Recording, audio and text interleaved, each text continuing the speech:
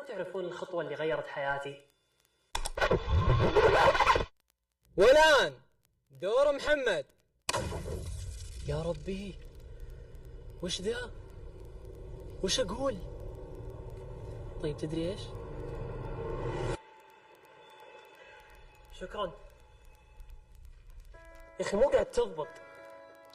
طيب تبي تعرف وش تسوي؟ تبي دائما تتكلم بثقة؟ خذ الخطوة ولا تفوت الفرصة. تعلم من أبطال العالم في الخطابة ماي 7.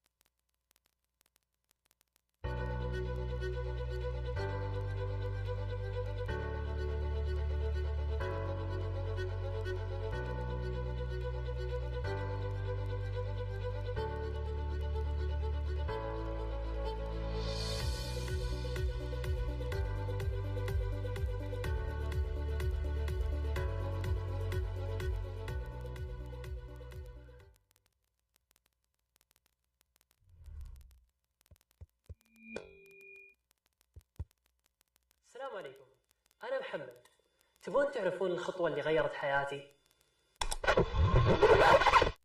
والآن دور محمد.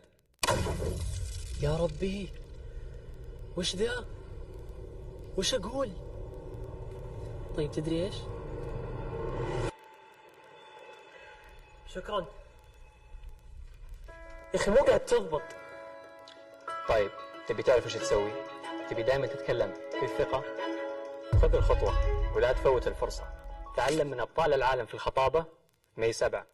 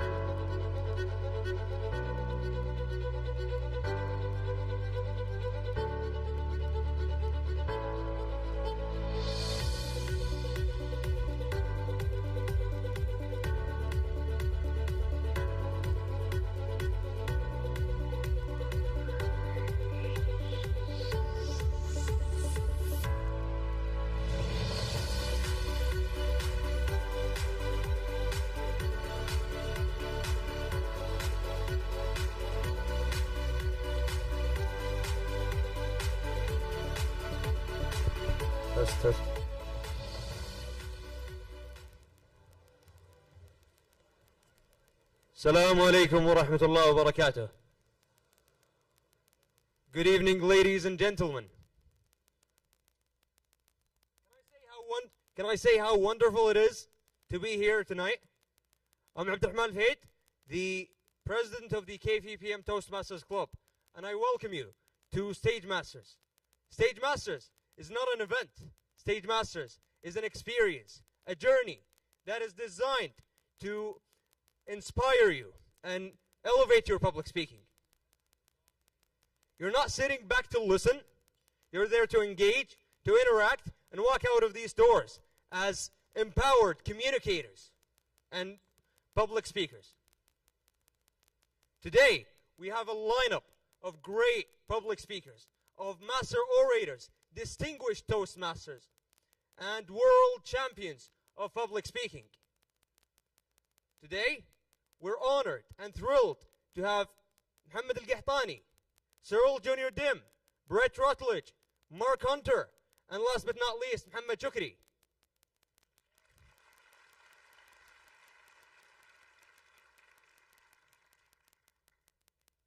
Tonight is going to be legendary, and it only gets better from here. Following this, we have a panel discussion where those champions are going to share their journeys and the battles they fought to reach the World Championship of Public Speaking. And let's not forget our sponsors, LNMA Bank, the premier sponsor, our main sponsors, the Saudi Air Navigation Services and Matarat Holding. Those are the main sponsors. We must extend huge thanks to them, because without them,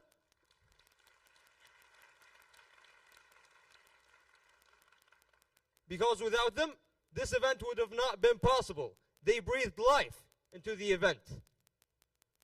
And now, without further ado, let's kick off Stage Masters and take the step So I'll leave you now with Mansour Al-Gani, my friend and vice president, to introduce the speakers one by one. Welcome Mansour Al-Gani to the stage.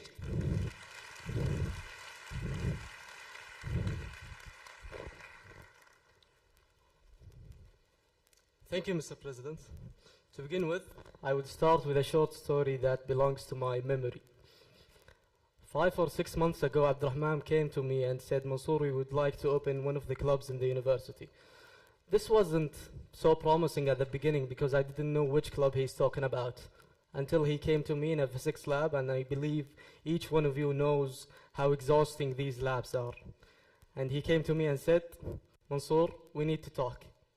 This doesn't sound like very friendly, but until I believed that he's gonna take the step to make something great. He told me, Mansour, we will reopen the Toastmasters Club in KFUPM. That took me surprised because I didn't know that we can do this thing. So without any further delay, I would like to cheer my friend Abdurrahman for taking the step and reopen the club.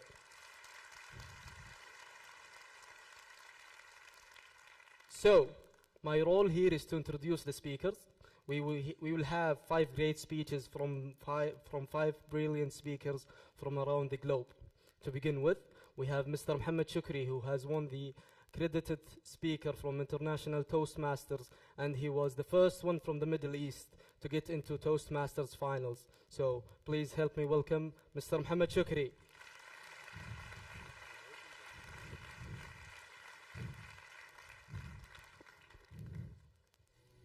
Mansour. Welcome, Mr. Muhammad. Thank you. Mansour. Yes. All right. Okay. Timer, wait.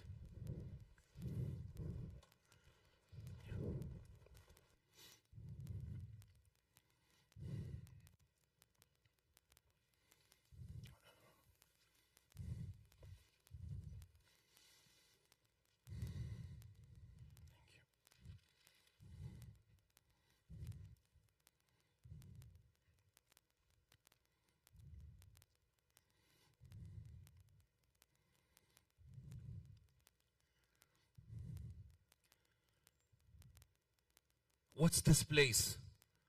Who are these people? What are they doing? I want to be one of them. 20 years back, I joined 2 places. I joined Toastmasters Club in my company in 2004, and in my company I was just promoted to the safety department as a management staff. That's why the management staff, they wear the blue hats. Muhammad, what do you wish for yourself? That was my manager, Ron McKinnon, the safety department manager, and also he was a competent Toastmaster. Ron, it's very obvious. I want to do the due diligence for my new position. And when it comes to Toastmasters, what else? I want to become the next world champion of public speaking.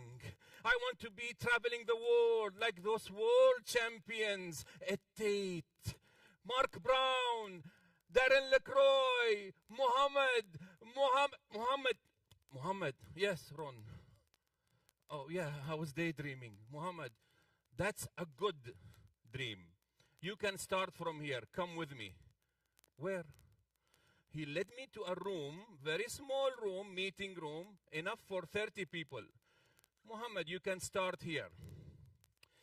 Every day, you have to do a safety induction, 1 hour. For the labor workers who are coming to work inside the company, they need to get the safety presentation. What? That wasn't my idea of the world champion. But what can I say? I graduated from a college I didn't like. I am in a job I didn't choose. That's why I will do work I didn't ask. That's okay. 1 presentation a day shouldn't be a problem. Except there were 3 problems. Problem number 1. My company was in a huge expansion. The number of contractors coming to the site were too many to be done once a day. Every day, twice, 5 days a week. You do the math. Problem number 2. My colleagues in the department said, Muhammad is a very good speaker. Let him do. He's a Toastmaster just now. Let him do the safety presentation. Why? Because they want to go out in the site, put the blue hat, and go around the sites, meet all the managers, take photos with them, do the investigation, and I am dumped in that room. Problem number 3. The language of the induction was in English, not the language of the people who are coming for work. If that wasn't enough, the biggest problem is on the way. Let me take you to the hall of training. It is designed for 30 people meeting. They brought 60 to 70 contractor workers every day. These contractors are moved from site to site in 10 hours. Do they have a choice? No. These contractors don't have the time to take a shower or change their clothes. And that's why in that place where there is no ventilation, guess what? It is really suffocating. Stinky. Don't get me wrong. These are fighters for their families. They are honorable people. These are men of decency. But they have no choice. They come to a place they don't like. They do a job they didn't choose. And they do work that they didn't ask. Day 1, I start the safety induction. It was really stinky. But I had to bear with it. I'm delivering. In 2-3 months, I had to find out a way to make it less stinky. So, me learning the translator, delivering the translation, I get to know the language. I say in English, he says in a language all 6 nationalities know. After 6 months, I got the language. I said, translator, don't talk. Don't talk. Me, I will do the talking. So I speak in their language. I reduce the time. After a few months, I'm bringing one of the Toastmasters project. Project number 8, body language. Let's do a scene. Let's do an accident here. Yalla. We do an accident and we do body language and everybody has fun. And then project number 4, how to say it. I'm doing humor with them. I'm having fun with them and they are laughing. The time was less, but it was still, what? Stinky. That didn't solve the problem. The department was hearing a lot of round of applause. They said, we don't do round of applause in safety induction. The department is hearing a lot of humor. They say, we don't laugh in safety induction. And the news spread. One day, one of my colleagues with the blue hat, he was on his way out. And he came in the corridor. The door is open. The only ventilation is the door. And it's open. And I'm delivering the induction to the workers. What? Sire. And he was doing this to me. Muhammad, what is this, Muhammad? What is this smell? And he was in his corridor. I said, yeah. Did you see what's happening to me? He said, hey, wallah. Too bad. Finally, some sympathy. He came. He extended his hand. I extended my hand to shake him. He wasn't shaking my hand. He took the door and closed it. So that they don't smell in their offices. Ron McKinnon called me in his office. He said, Muhammad, you're doing a good job. I want you to be with me in a safety seminar. Will be delivered for the management of Alba. 35 managers and the executives. I said, so you can go. What shall I do? Muhammad, I'll give you half an hour and a piece of my presentation. Can you present me? I said, okay, no problem. We went in a place, the club of the company. When I opened the door, the smell was kebab, tandoori chicken. None of my colleagues was invited to deliver. I was delivering with my master trainer, Ron McKinnon. When I finished my part, it was break. Every manager has to go to the coffee. Instead, all 35 managers lined up to shake my hand, saying, Muhammad, we are proud of you. Do we have an employee like this in Alba? The 35 managers I couldn't go out to meet in 2 years came in one day and shook my hand and said, we are proud of you.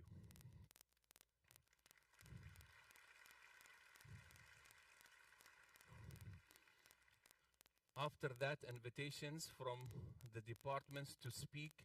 Bring the safety speaker in our department. After that, the companies around my company are inviting me to speak outside my company. After that, the countries outside Bahrain are inviting this safety speaker. 2013, Saudi Electricity Company, huge project. 2016, Johns Hopkins Hospital, huge project. I just came from Bahrain doing a 4-month oil and gas project in safety. That wasn't my idea, ladies and gentlemen. I wanted to become like Ed Tate, Darren LaCroix, Mark Brown, the world champion, Muhammad. Wake up. Where are you now? Where is this place? Who are these people? Look at you. Muhammad Gahtani, Cyril, Mark Hunter, and Brett, who has given me a hard time inside the room. But I am with them. Every one of you wants to become the next world champion. We got it wrong. You have to be the champion in your world.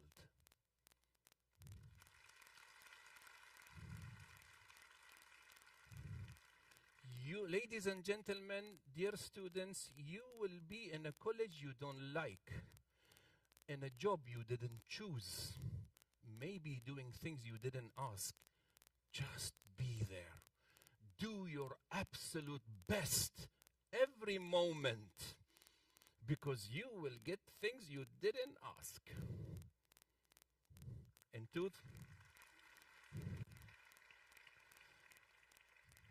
In 2020, Richard Pick, the International Toastmaster President, when he announced the 88th accredited speaker, I was putting on my blue hat, talking about safety. That wasn't my idea of becoming the world champion.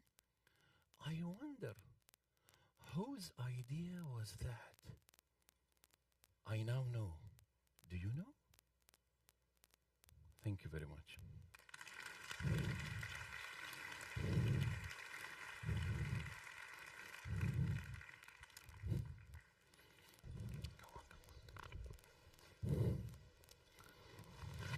What a speak, Mr. Muhammad. So, our second speaker for today, who will deliver a unique speech for you guys, he is Mr. Brett Rutledge. He has this unique sense of humor. He's an expert in linguistics. He is an expert in business linguistics specifically. He's a strategist. He's a communication expert also. So please help me welcome Mr. Brett Rutledge.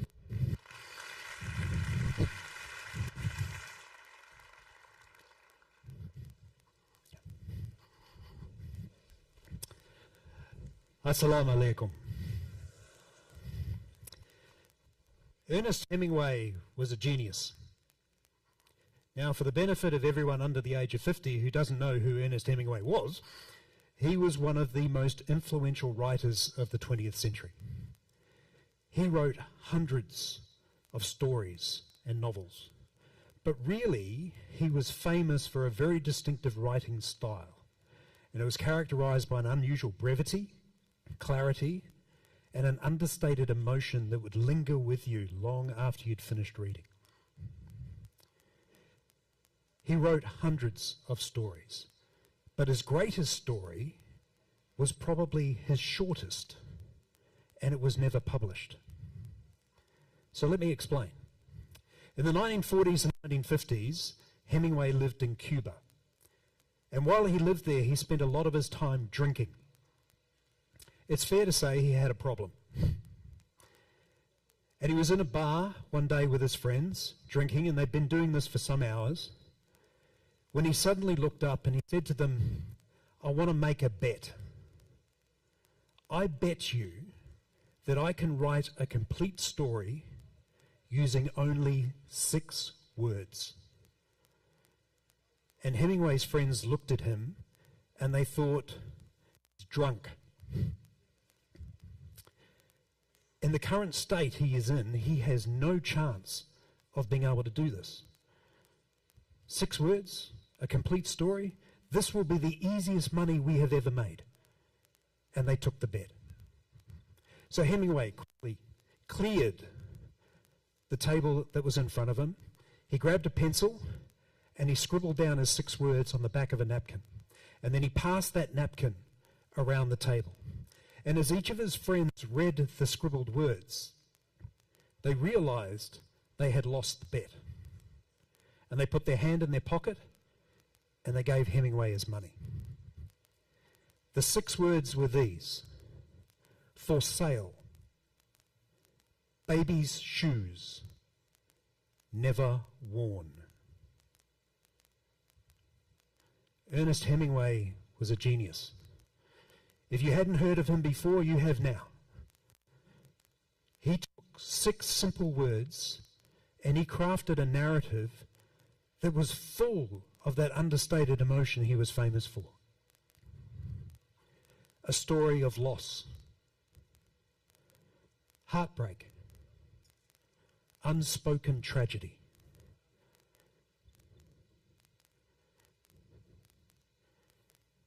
When we think of storytelling, we often think that it's hard, don't we? It's complicated. It's long, not short. It's got lots and lots and lots of words, not just 6. We think about intricate plots and detailed characters, enhanced development. But what Hemingway reminds us of is that storytelling at its essence is simply about conveying a message or an idea or an experience. It's not about how long the story is. It's about the power it has to engage with us, to connect, to resonate, long after we've finished hearing or reading it. 6 words can tell a story. Now, when we think about leadership, we tend to think about it much the same way as we think about storytelling. It's hard. It's complicated. It's difficult. There's this long list of attributes and skills that you need to have in order to be able to lead. But leadership at its core is simply about inspiring and guiding others to some sort of shared purpose or common goal. Just as a story can be impactful while still being concise and to the point, leadership is not so much about the long list of attributes and skills that you might need. It tends to be more of a dynamic force, an action that you take. Leadership is a verb. It's something that you do. And just as 6 words can tell a story, when it comes to leadership, one person can make a difference, and one act can change a life.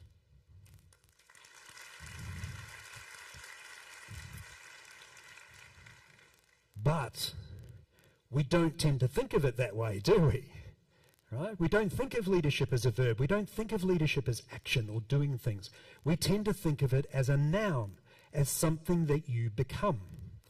So we think that it's about what you are and where you're at, not who you are and what you do.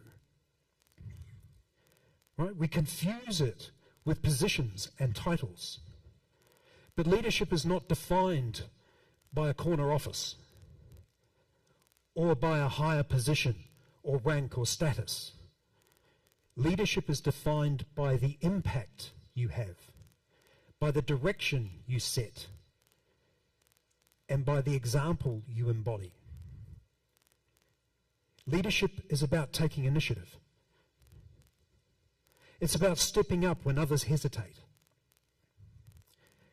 It's about charting a course, even when the path isn't clear.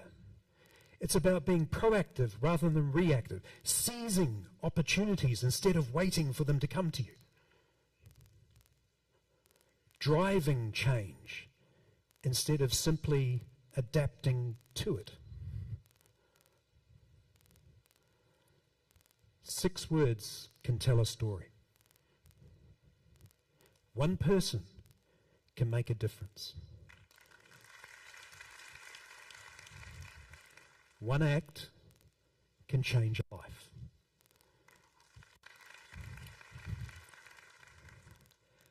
Now, that act, that life-changing act, can be small. When we think of examples of leadership, we tend to go with the big stuff, don't we? Right? So we think of those who have helped lead us through disasters, through wars, through pandemics. We think of those that have helped lead us through economic recessions or depressions. But leadership is more commonly found in little things. Things that we can all do. It's a smile when you're lonely. It's a hug when you're sad. It's a kindness when you're troubled. It's a guide when you're lost. 6 words can tell a story. One person can make a difference, and one act can change a life. And that's something each and every one of us can do and do all the time. And when those things happen, when leadership comes, it comes at the most unexpected time. It comes at the time when you need it the most. And it comes from those who understand the value of empathy and the power of compassion. Leaders don't just command. They collaborate. They listen. They empathize. They understand that true strength doesn't come from domination, but from lifting people up. 6 words can tell a story.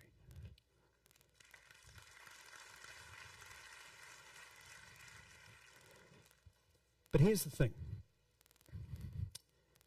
If you are among those fortunate enough to have experienced an act of leadership, and that means all of us, there will come a time when you will have to be the leader, when it will be required of you. You will be the one that has to step up, when you be the one that has to be the guide. And we need to be ready. But how do you get ready? See, if you think of leadership as a noun, you're going to go back to that list of attributes and skills that you've been developing. You're going to be thinking it would be handy if that I had a higher position, more authority. I do like a corner office. It looks nice. All of those things might help you lead, but none of them will help you identify when you're needed. The only way that you can become ready to lead is by becoming a better person. That means that you have to be someone who does understand the value of empathy and the power of compassion. That means you have to be someone who's willing to step up. That means that you have to be someone who wants to help others lift. Most importantly, it means that you have to be someone who is the example that everyone else wants to follow in the first place. Because there will come a time when someone is going to call on you for help.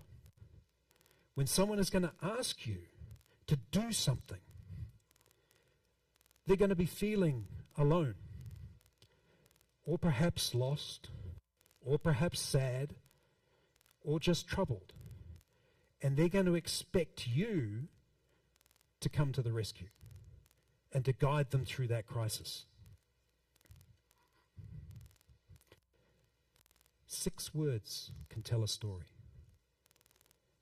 one person, you, can make a difference. One act, yours, can change a life. Your moment will come. You will be called to lead. Be ready. Assalamu alaikum.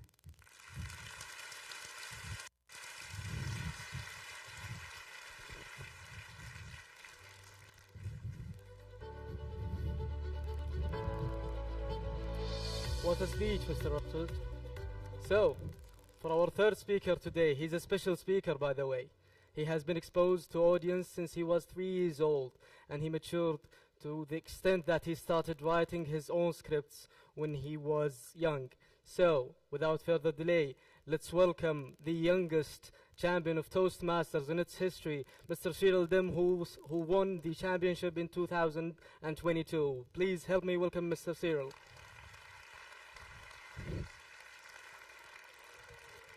Oh.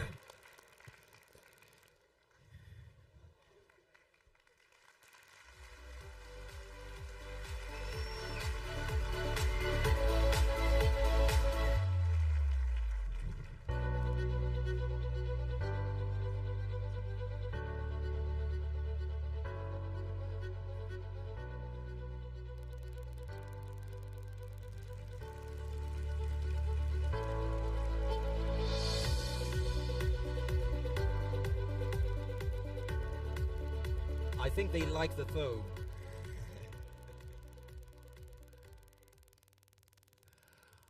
I have been waiting for months to say this, rehearsed it a few times, so I'm going to say it in Arabic and hopefully in some English.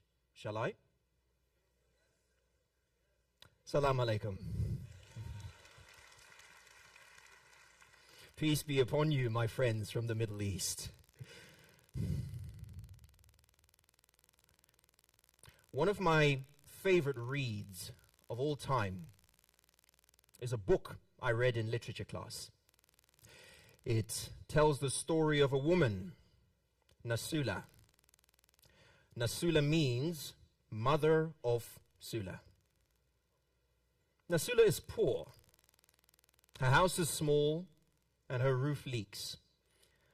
Her most prized possession in the world is her daughter, Sula. And Nasula has a dream. Sula will go to school, stand on her own feet, without depending on everybody. She will have a future. But Nasula is poor. She can't afford it. So she devises a plan. She begins to farm beans. At the end of the first season, she has 1 full bag of beans. And she calculates that this will be enough to buy Sula books and to send her to school for a year. There might even be something left over for her. So off she goes to the big city to sell her bag of beans. Some are not interested. Others try to lowball her. And then she meets him, a man in a suit, dressed sharp, well-spoken, and he's willing to pay more than what the bag is worth. Sula's going to go to school. The man tells Nasula to throw the bag in the back of his truck, and when she does, he drives off without paying. The plan is in jeopardy. The dream is in jeopardy. Nasula is left with 2 options. Go home and accept her fate, or stay and fight. What would she do? What would you do? Nasula stays. The story takes us on a roller coaster in which we see Nasula fight tooth and nail for her bag of beans. All she has is a little faith that this bag of beans is worth fighting for. This book is called A Cowrie of Hope. And I love this book so much because in many ways I feel it tells the story of my life. My parents are farmers, and growing up we didn't have much.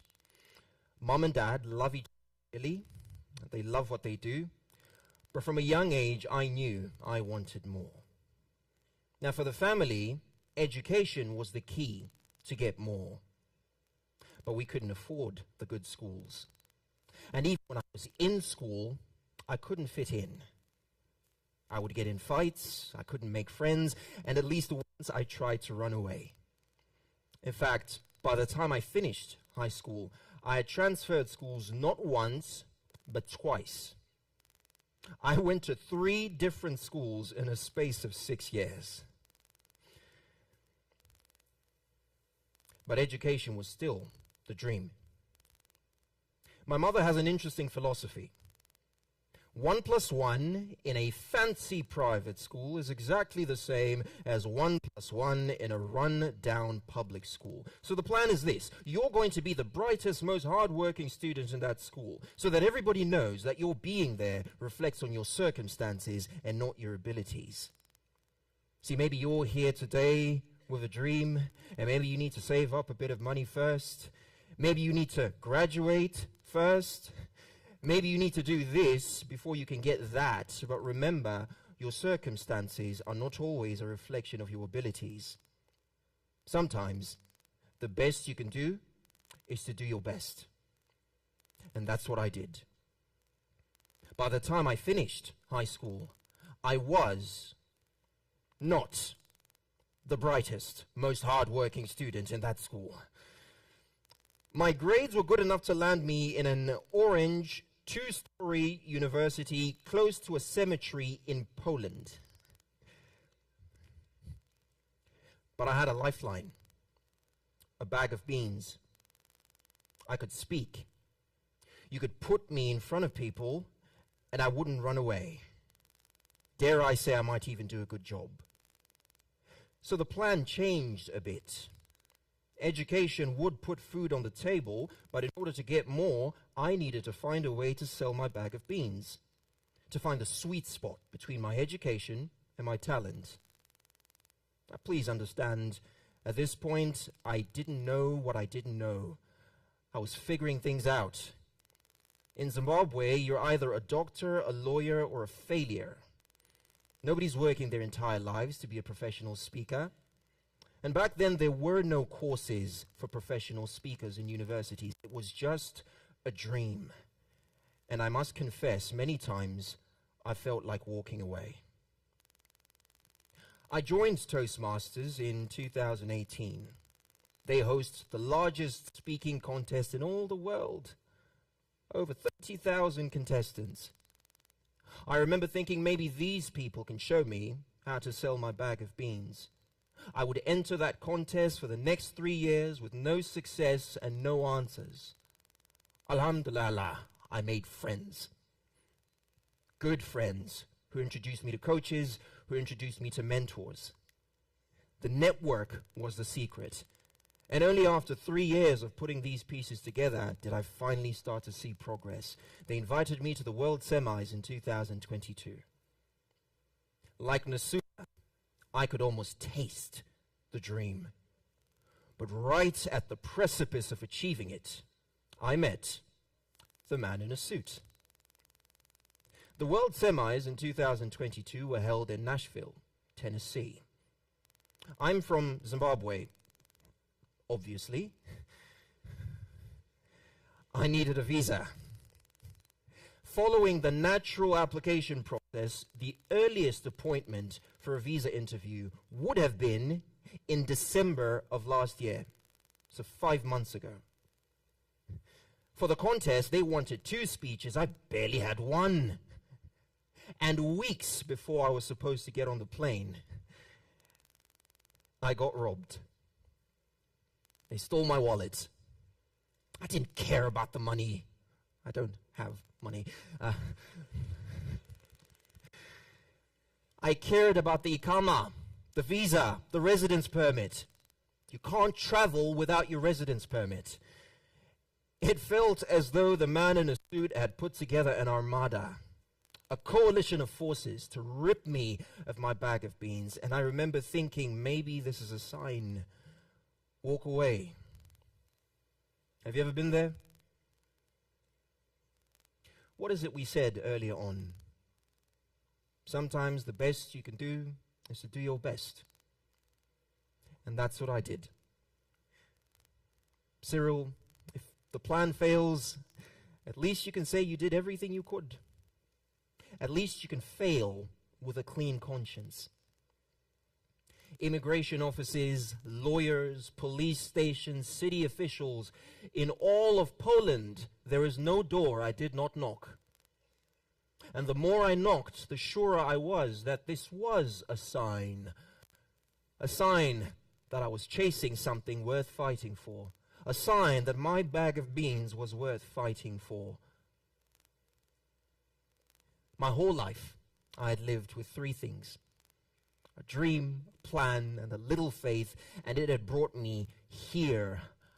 Understanding why it needed to be difficult is what took me there. And friends, I stand before you today, the youngest world champion of public speaking in history. It's insane.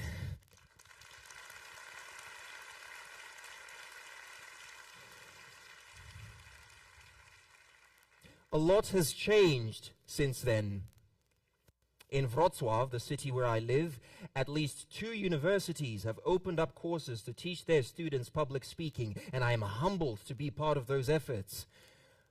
I now travel the world, telling my story and stories like mine to people from all walks of life, and it's a privilege. Last December, I changed my career to the project management track.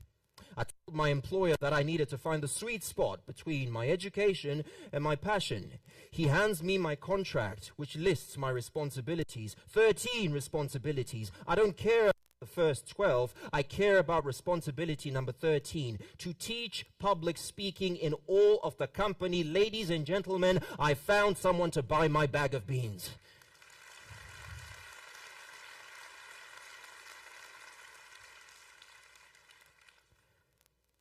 So here you are, my friend. You know what it has cost you to get here and to be here today. You know what you're going through. Everybody's going through something. There's a name for it: life. Whatever you're chasing, whatever you're fighting for, keeps you up at night, whatever bag of beans you're trying to sell, have faith in your plan, have faith in the dream, and the faith in the dream will help you to adjust your plan. Remind yourself why it needs to be difficult, and it will give you endurance. May this be your process. May this be how you think. And when the day comes when you cross the line, may it not be that you just survive across the finishing line. No. May you, my friend, thrive across the finishing line.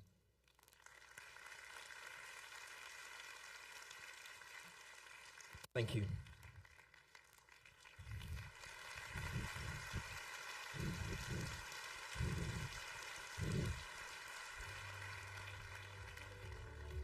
Well, I believe Mr. Dem looks more handsome than me with the thobe. So, for our fourth speech today, we have a brilliant speaker, a speaker who has been a Toastmaster for more than 30 years. So, please help me welcome Mr. Mark Hunter.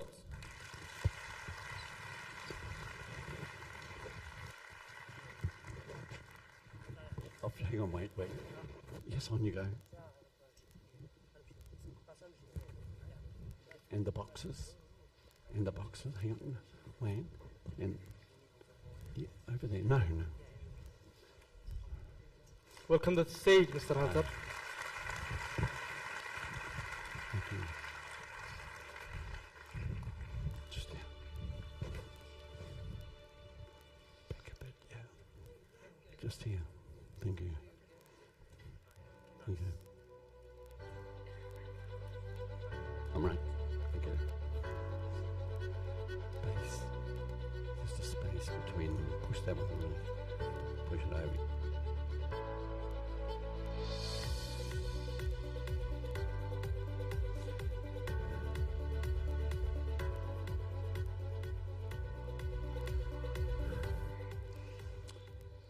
I know who I am.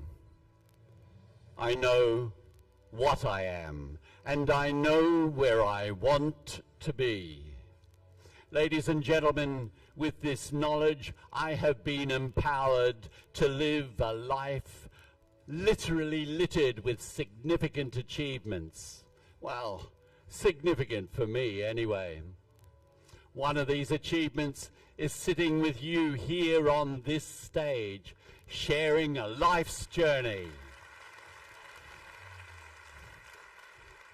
In this sharing, I want to put to you a number of propositions that I believe we all have in common. These propositions will throw some light on specific issue that I have come to understand as I have been living a life of significant achievements. My task is not to motivate you or to tell you what to do. I cannot take that responsibility because I don't know you well. My task is more to share something with you, and all I ask of you is to listen with a beginner's mind. That is, to listen without judgment. And if something in this short talk works for you, take it, file it, and try it. And if nothing gels for you, then sit back and enjoy the ride. I was 23 and I was water skiing behind a boat. I was doing 40 kilometers an hour and I looked good. I had hair then, and the wind was blowing through my hair, and I had six-pack on six-pack, and I was male and I was invincible. Then I hit a sandbank.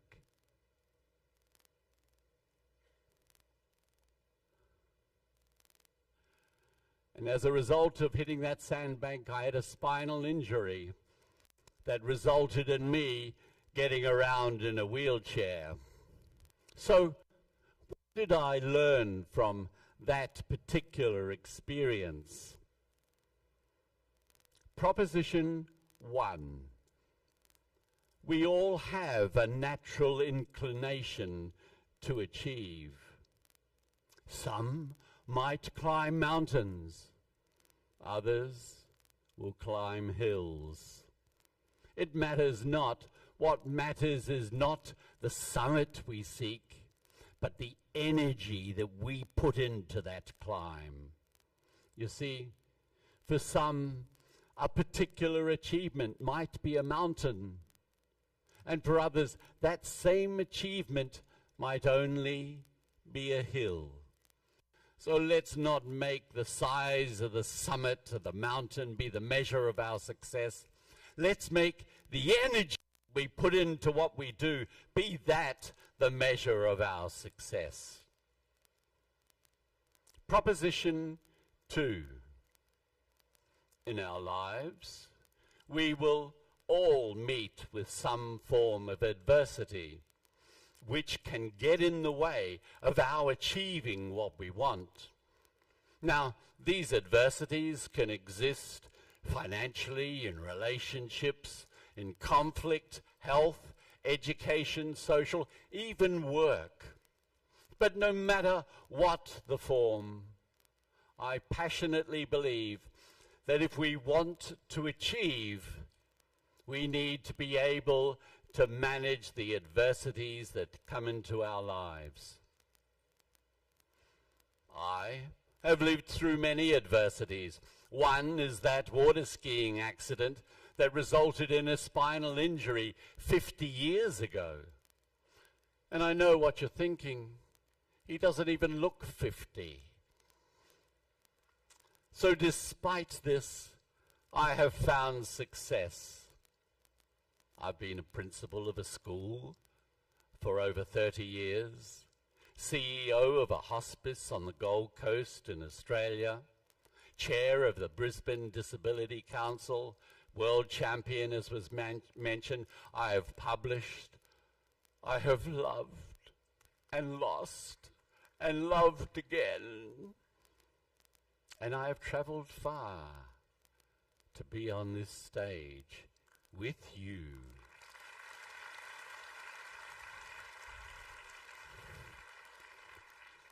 So what did I do when this adversity came knocking on my door? Proposition 3, we need to manage our adversities. If we don't, if we deny that they exist, then our adversities catch us, take us down, and stop us from achieving.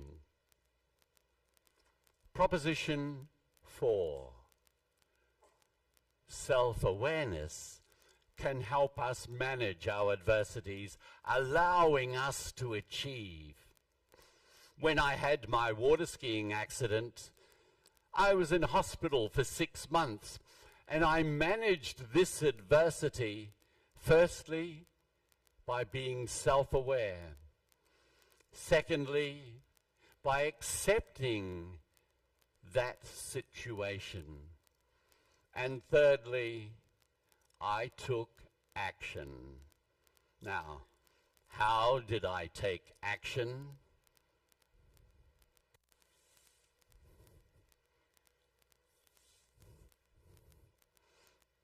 I took action using 4 filters.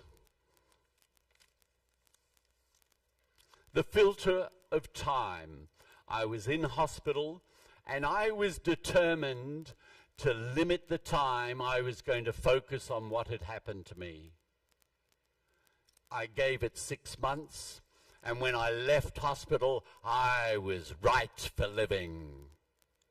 So whenever we encounter an adversity, just give it permission to exist for a certain amount of time. Secondly, responsibility. We have to take responsibility for what we need to. I did. I took responsibility by being down in the gymnasium first every morning, teaching my body to sit up and grow strong. I took responsibility about eating well. And I took responsibility to take control of my inner voice, so it did not have a chance to pull me down.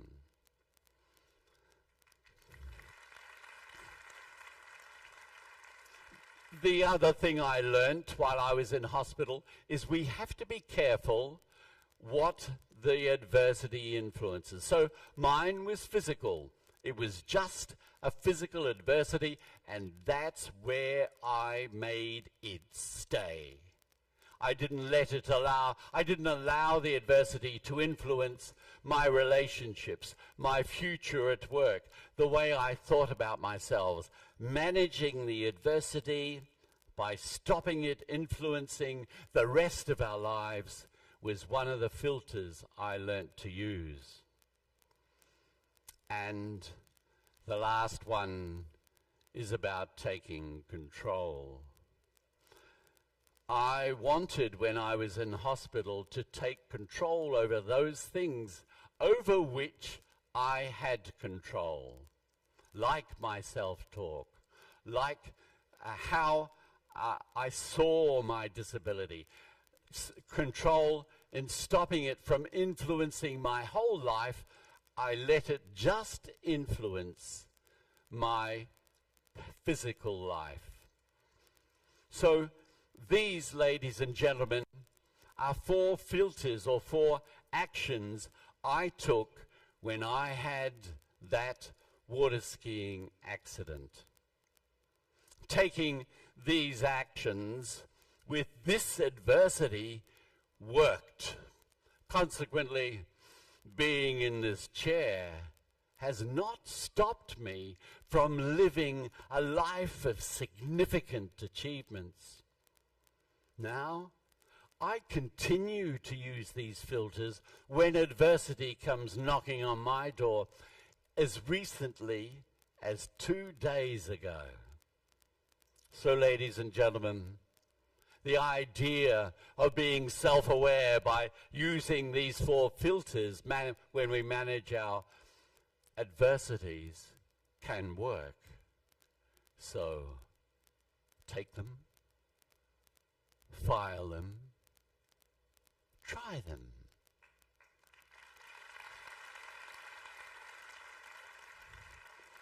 I know there is a lot to be gained in approaching our lives like this, and when we do it, we all might just be able to say, I know who I am. I know what I am. And I know where I want to be. And I know how to get there. Thank you, ladies and gentlemen.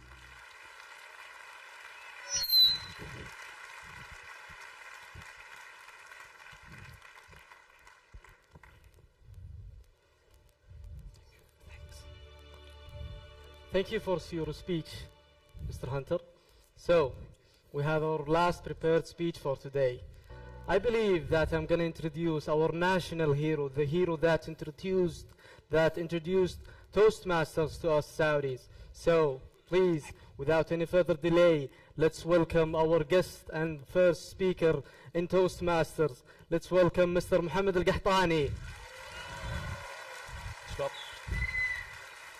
Sit.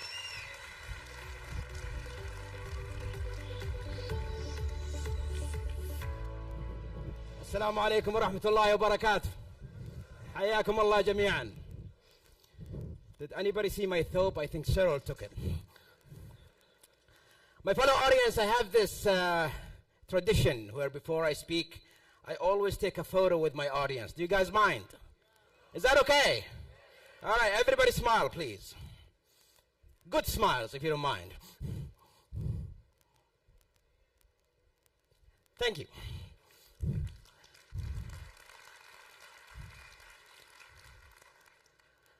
My fellow audience, what is your measure of success?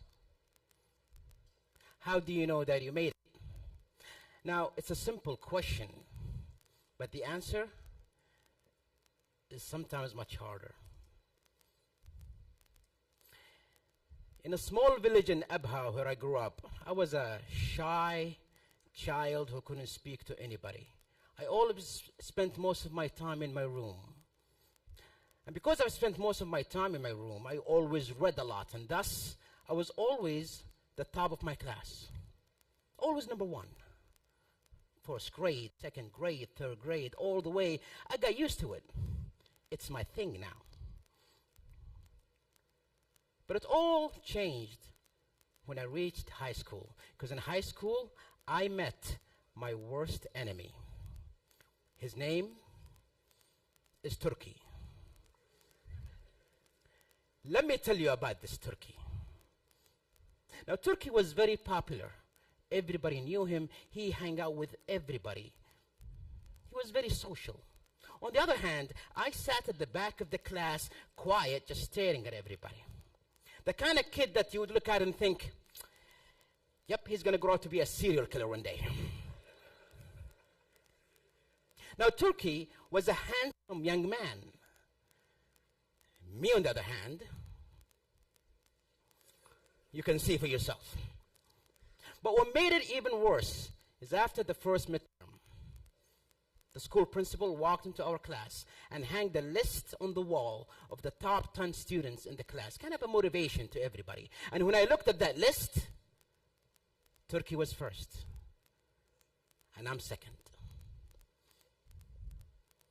Have you ever wanted to kill someone? The one thing that I had, and this guy is taking it away from me. Why? He had everything, and he cannot even give me this? You know what? That's it. The race is on. I need to beat this guy somehow. For the next midterm, I studied super hard. I did extracurriculum stuff, whatever I can, just to get my points up. And then after the midterm, the list on the wall again. Turkish first, I'm second. And you know what really bothered me though? He didn't even study.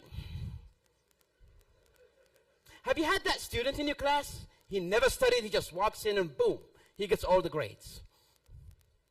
3 years of high school, Turkey was always first, I was always second. We finished high school, and I applied to King Khalid University in Ahbaha, in the medical field. I've always dreamt to be a doctor ever since I was a little kid. Turkey applied in the same school too, different major. But then my dad got me the opportunity to have a scholarship to study in the United States. So I had an option to make. Do I go and study in America? Or do I spend 4 more years with this guy? You know what? Let him rot in our little school. I'm going to go to the US. And that's what I did. 4 years of college. I graduated with an engineering degree. I came back. My work is good. The pay is fantastic. Life is amazing. But I kept on thinking, whatever happened to Turkey? So I called some of my friends from high school. Yo, man, how you doing? Oh, well, I'm doing so great. By the way, how's Turkey doing? Well, he finished his bachelor's degree, and now he's doing his master's degree.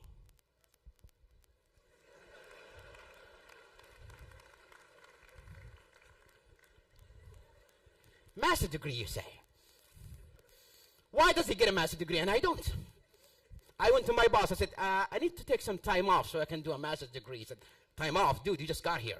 No. I still need to win this race. You know, sometimes, ladies and gentlemen, we have this, like we cannot let someone else win over us. I need to prove that I'm better than this guy somehow.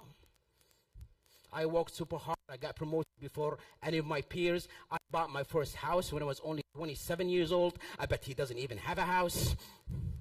I got a brand new car. But then, I kept on wondering. Hey, how you doing? I'm doing so good. By the way, how is Turkey doing? Well, he finished his master's degree, and now he's doing his PhD.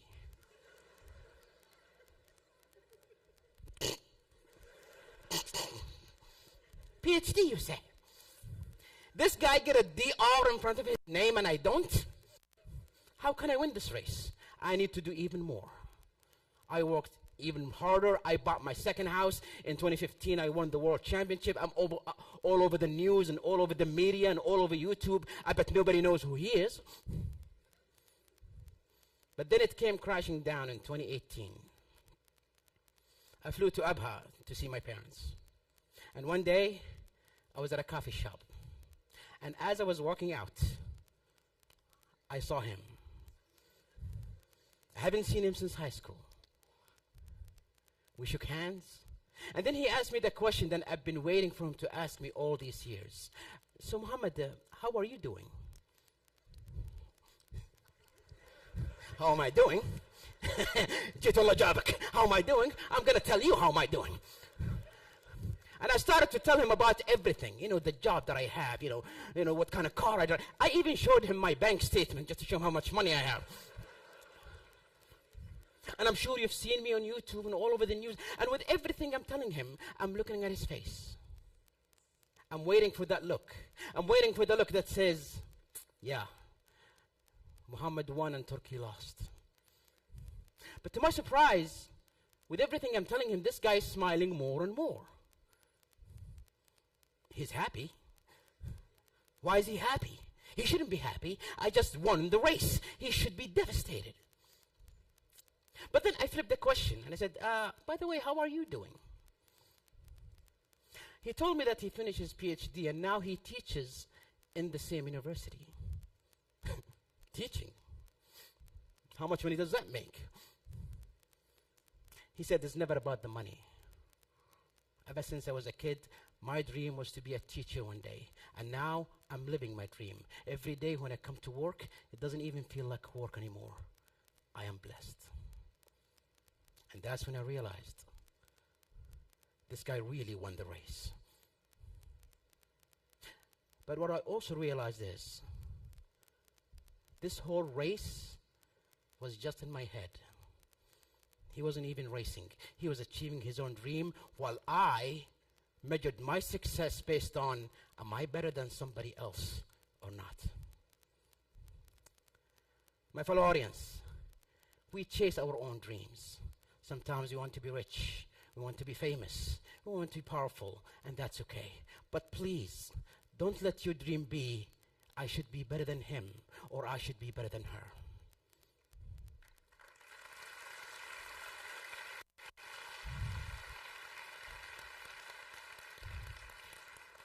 There will always be someone who's richer than you. There will always be someone who's more famous than you. There will always be someone who is in a higher position than you. And if you kept chasing to beat that new person, you will never be satisfied. You will never be happy with what you have. If somebody else achieves a dream that you were looking for, that's okay. We clap for them, a tap on the shoulder, congratulations. But you know what? I have my own journey. The only race that you are in is the race with yourself. Thank you so much for listening.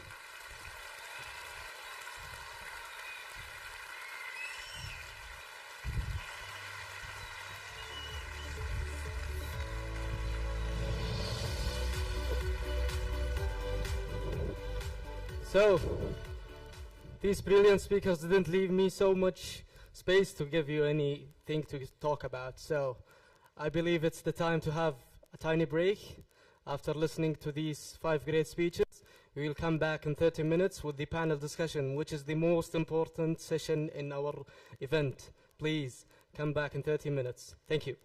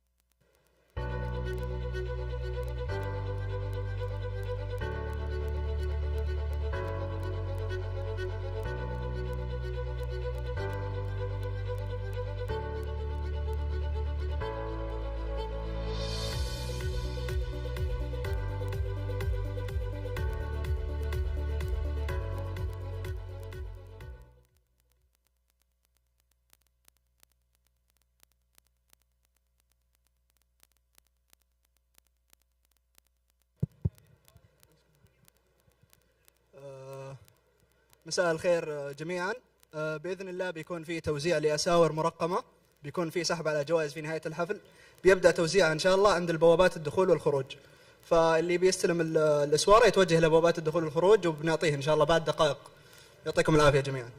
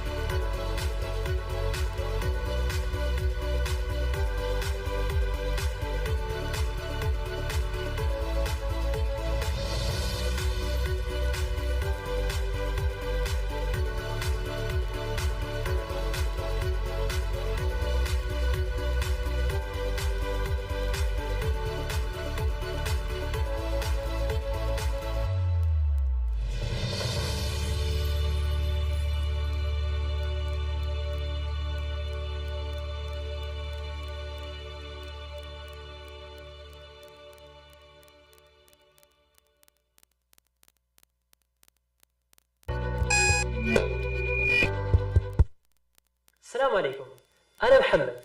تبون تعرفون الخطوة اللي غيرت حياتي؟ والآن دور محمد. يا ربي، وش ذا؟ وش أقول؟ طيب تدري إيش؟ شكرا. يا أخي مو قاعد تضبط. طيب تبي تعرف وش تسوي؟ تبي دائما تتكلم في الثقة؟ خذ الخطوة ولا تفوت الفرصة. تعلم من أبطال العالم في الخطابة ماي 7.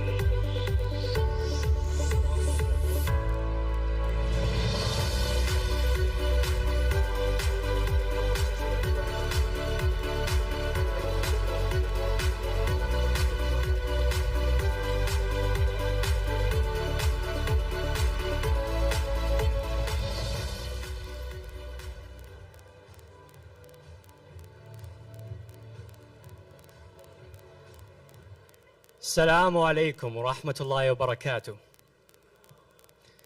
Welcome back from your break. 5 wonderful speeches, 5 wonderful speakers. But what are their stories? Who are they? That is what we intend to find out in the panel discussion. Dear esteemed guests, fellow Toastmasters, welcome. I am Ziad Al-Gahtani, your panel moderator. We will be asking the questions, so maybe one day we can be a world champion public speaker. One thing to keep in mind, after the 1-hour panel discussion, there will be an audience Q&A, questions and answers. So please note down any questions you might have on a piece of paper or on your phone, and then the volunteers will instruct you so you can ask the champions head on. Last but not least, the Toastmaster president already said this. However, I have to state, this is an unprecedented event. It has never happened before. I asked the champions. There has never been 5 world-class public speakers in the same place at the same time. But in KFUPM, it's where dreams come true.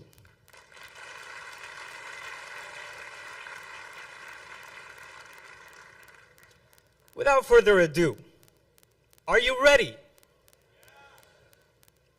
I said, are you ready? Please help me welcome the guest speakers.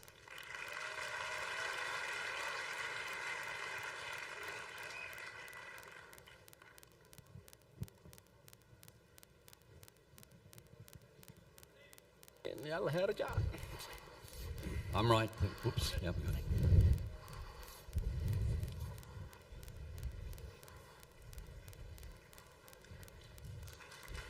Thank you.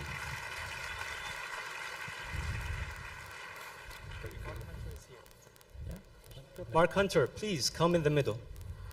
Come in the middle. No. Will I fit? There you go. Watch out there. There we go. Yes, I fitted.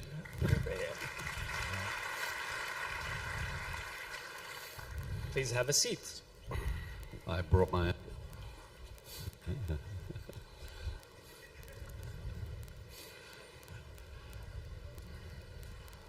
Well, are you gentlemen ready for some very tough questions?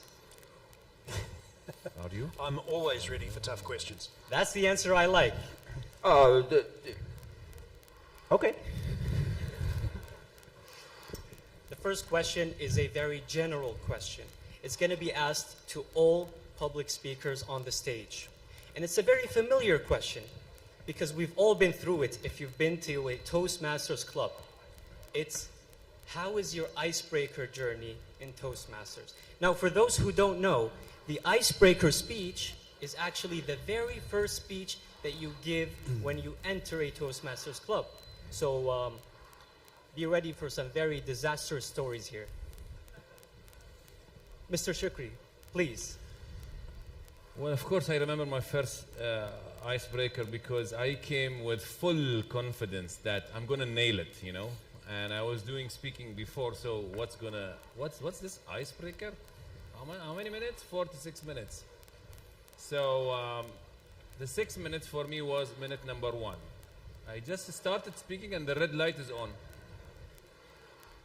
I didn't finish my speech. That was a big disaster. I learned a lesson after that to be humble, and it's Toastmasters, but it's really serious. Huh? Beware of the red light. That's it. Thank you for sharing. Mr. Dem. Well, thank you for that question. I think my icebreaker is a lesson in one of the most important things to consider when making a speech, and that is whether the speech is easy to remember. I say that because I don't remember what I was talking about during my icebreaker, but I do second what Muhammad Shukri said, that I had all the confidence in the world that, it's an icebreaker, I'm going to get out there and do my thing. It became one of our benchmarks since that speech. That's how we would weigh whether a speech does the job or not. We would use the 3, 3, and 3 rule. Am I going to remember this speech in 3 days, in 3 weeks? What about in 3 years? And that icebreaker failed all 3 of them. But it was a starting point, and it did set me straight and tell me what I needed to do to get to where I wanted to be.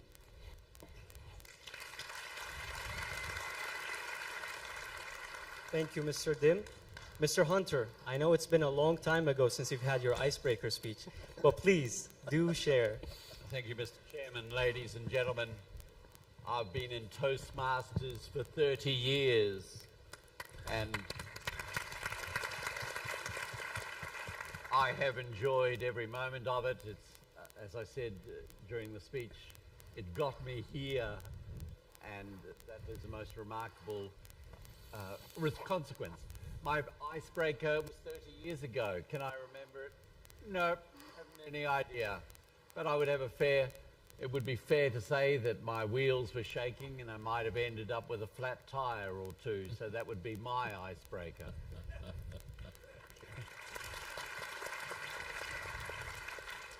Wonderful, as always. Please, Mr. Rodlich, stage is yours. So, I think I saw my icebreaker as an excellent opportunity to lower expectations. And in the icebreaker, you essentially are introducing yourself to the club. And adversity wasn't new to me, so it didn't faze me particularly. I was born an only child and still wasn't my mother's favourite. So that had stuck with me throughout that time. And the icebreaker, I think, what it taught me more than anything else, and I suspect like most of us, none of us really remember what we talked about because it was nerve-wracking. It was the first time you'd done it. But what it showed me was I can do it. And everyone can. Everyone who does their icebreaker gets through it. Everyone succeeds one way or another. And that's what I remember about the icebreaker.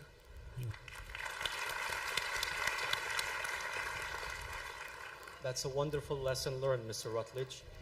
Thank you. Please, Mohammed Al-Qahtani. So for those who don't know, the icebreaker is supposed to be from 4 to 6 minutes. I did 12 seconds. I'm not making this up. Then I started sweating from places in my body. I was like, what the hell? That was in 2010. And 5 years later, alhamdulillah, I won. The point here is change doesn't happen in a day or a month or two. But I promise you, if you stick long enough, you will see it happening.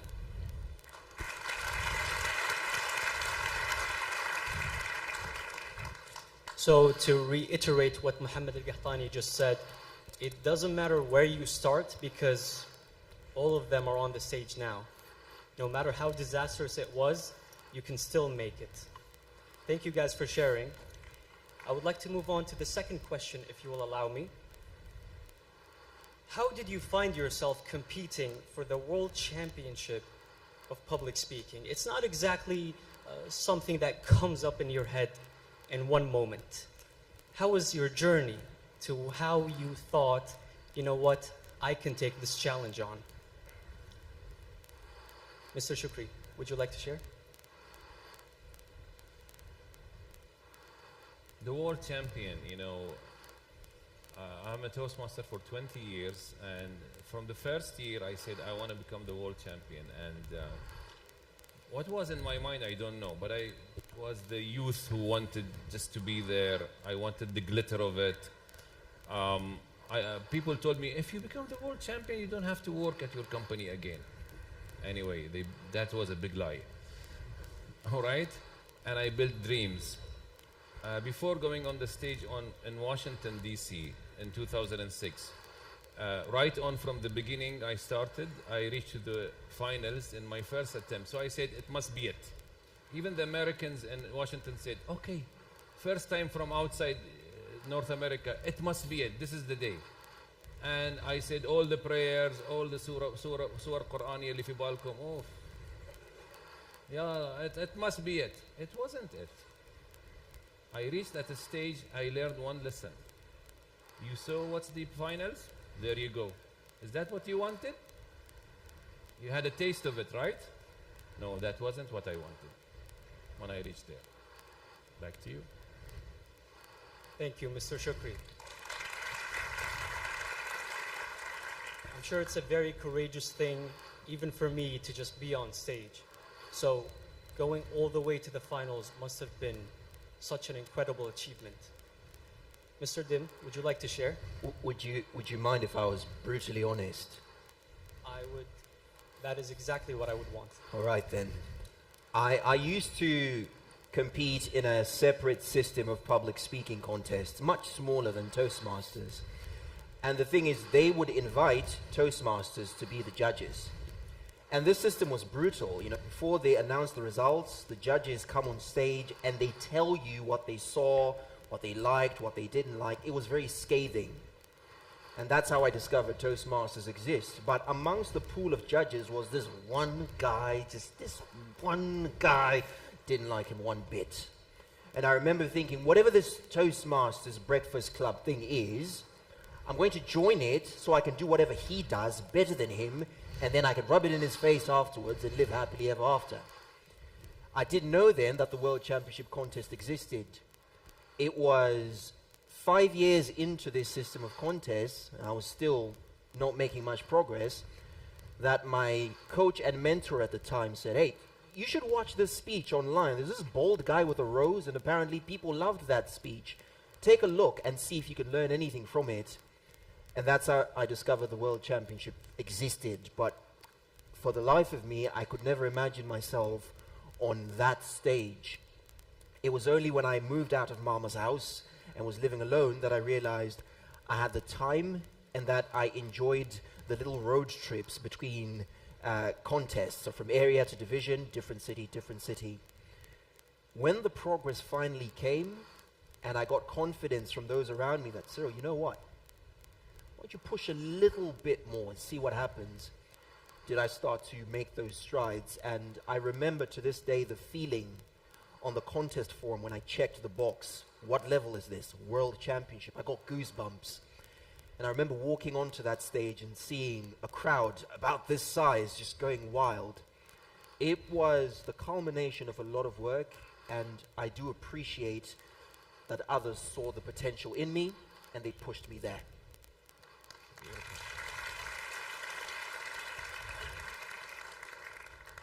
Thank you, Mr. Dem.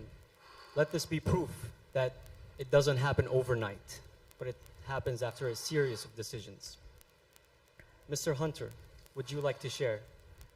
Mr. Chairman, ladies and gentlemen, I'm not innately a competitive person, but when I found out that there was the World Championships, I thought, yes, I want to be in that so I can beat the North Americans.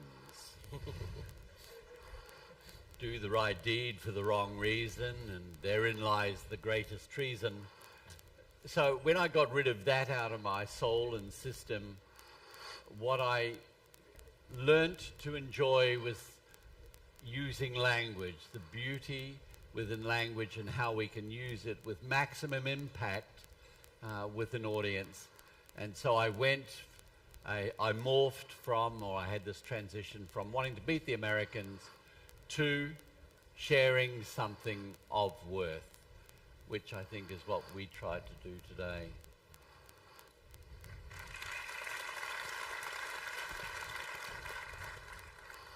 Thank you, Mr. Hunter. You do definitely share a lot of wisdom every time you speak. Mr. Rutledge, would you like to share how you competed for the World Championship? So we move from Mr. Hunter's wisdom to a contrast. So my journey is a little bit different from I think, the other world champions here on the stage, in that they all wanted to go to Toastmasters. They volunteered. I was forced to go. I finished university, I went out and I got my first job. My chief executive officer said, you need to improve your public presentation skills, and told me I was going to Toastmasters. I'd never heard of it. Didn't look flash, to be honest.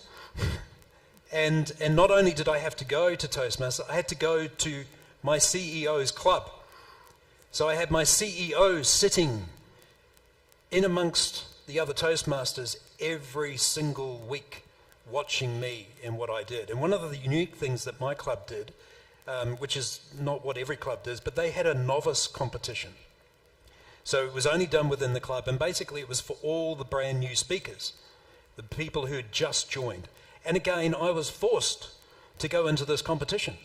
Not my choice, it was just part of what you had to do if you were brand new to the club. And unfortunately, I had joined before it had been held that particular year. And I came second. And I recognised this for the travesty of justice that it was. I made sure, having got a taste for competition, that I got better and that I understood what I needed to do. And some of the achievements from the guys here on the stage tonight are amazing. Some of them competed for 10 years, some of them competed for longer, going back, having a go again and again and again. I am the overnight success. I won 2 years later. I was exceptionally lucky. But in many ways, their achievements, I think, dwarf mine, because they had to come back from disappointment. I was a genius. Nailed it first time. So it's a different experience for everyone along the way.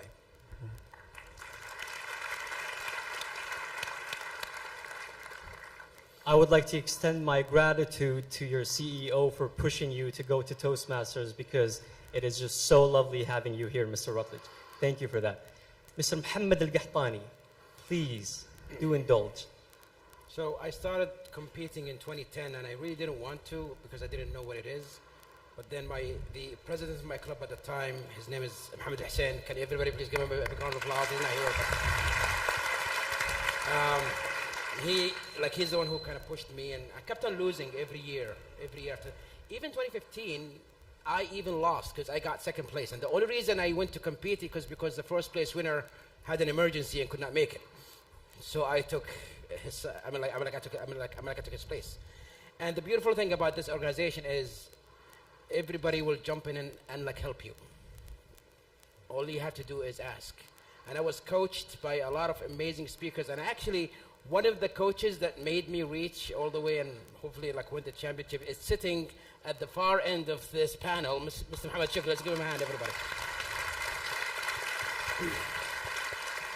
He was a mentor of mine, and he helped me shape my speech. So it's a very beautiful environment where everybody will just lend a helping hand. Ziad, just before, just let me add something to what Muhammad said. He's absolutely right in that everyone will help you. But what he's wrong about is that you only have to ask. Because in my experience, and I'm sure when he thinks about it, you don't even have to ask. They just come to help. And one of the most amazing things about my journey when I was going on my way to the World Championship was how many people suddenly came up and said, how can I help you? How can I support you? And ultimately, if you're lucky enough to win the World Championship, and believe me, there is quite an element of luck involved along the way. It's not all down to talent or what our efforts might have been on the day. But if you're lucky enough to win, the reason that it means so much is because of all the people that helped you along the way. And it meant so much to them.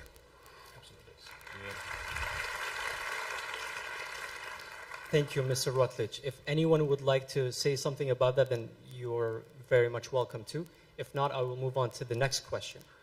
I think it's interesting for me to sit here today with these gentlemen, because while they may see a fellow world champion, I look at them and I see the Avengers, you know. I remember studying these people on end, breaking down their speeches, and you know, you get access, because Toastmasters archives the videos, and you can get access to the entire contest to see what happened on the day, which also goes to what was said, that you don't even need to ask for help. I was pointed to the right direction where to find the resources, and studying their journeys and how they got to the finals, it became a difference maker for me. So I think this is part of the beauty of the community, that the wisdom that has taken these gentlemen so far is never lost. You only need to look in the right place or be listening when someone points you in the right direction. And their journeys can be an inspiration to all of us. They certainly were to me.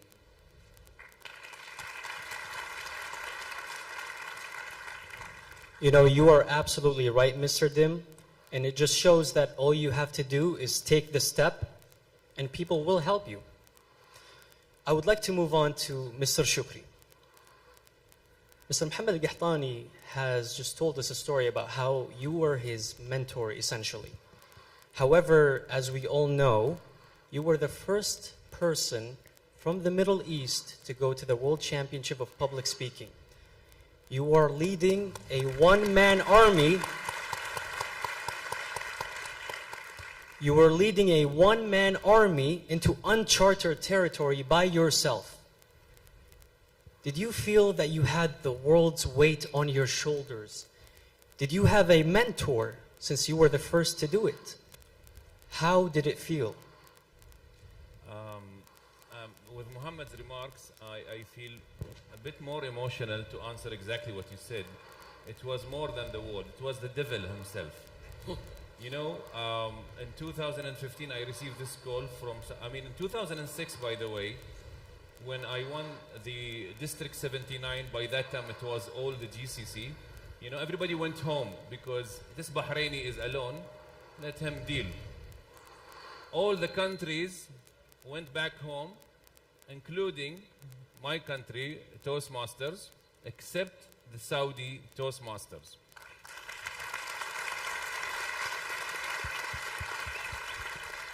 Sheikh Abdul Razak al-Turki, you know him? And yeah, big hand for him. He used to travel, him and many Toastmasters here, used to travel to Bahrain. You are Saudi and Bahraini, what are you doing here? They came and cheered for me and practiced with me, gave me all the, and they called me in Aramco to practice. And Muhammad, one night giving you in Bahrain, before you go to Las Vegas, giving you one night. We just gathered the best Toastmasters in Bahrain for you to practice. That's nothing for what Saudi has done to Bahrain.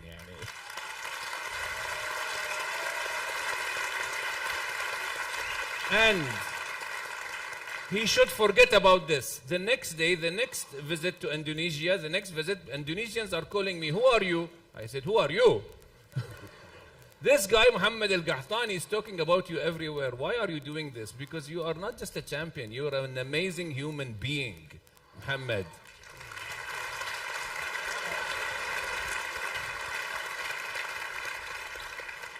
I'm sorry I didn't answer the question, but I wanted to see that. That is absolutely fine. Your testimony is more than welcome. Do these two want to sit together? Because it feels like there's some sort of giant love fest going on here, and I feel like I'm just getting in the way. I think what there's a could be lot of beautiful tension. relationship. We have two Kiwis. Actually, I think we have to keep them separated. There's so much tension and feelings. No, but we appreciate your testimony, Mr. Shukri. I would like to move on to Mr. Dem.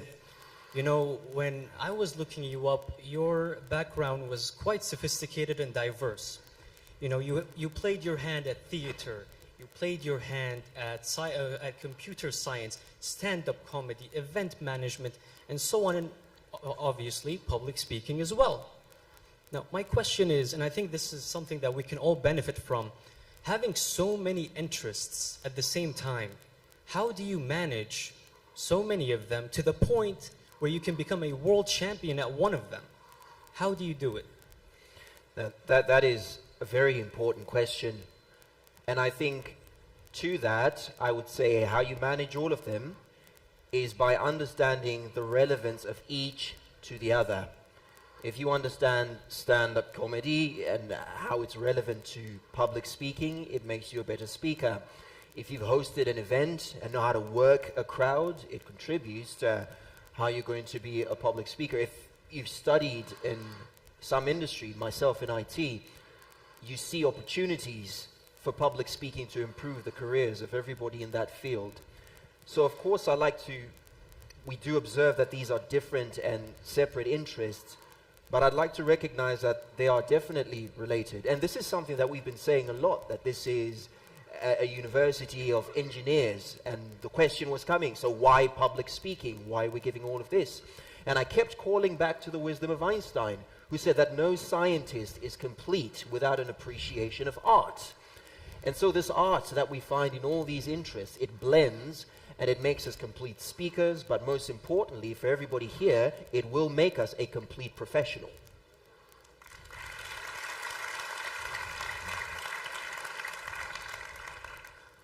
So you would agree that it's about finding the common denominator between all of these interests, morphing them, and just riding the wave. Absolutely. Thank you, Mr. Dim. I would like to move on to Mr. Hunter.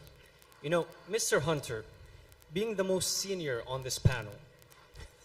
Are you? I don't mean sucked in. I don't mean that as an insult. Oh, I know.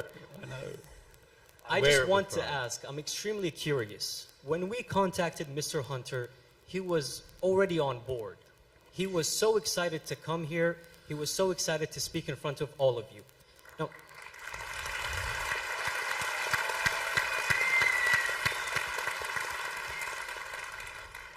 I would just like to ask, you know, after all of these years, we're talking about more than 30 years of being a Toastmasters member, what gives you the drive, the passion to still make it from all the way from Australia to Saudi Arabia at KFUPM to speak in front of all of these people? Thank you, Mr. Chairman. Ladies and gentlemen, it was an easy request for me to answer. I'd been to Riyadh and spoken at their conference some years ago.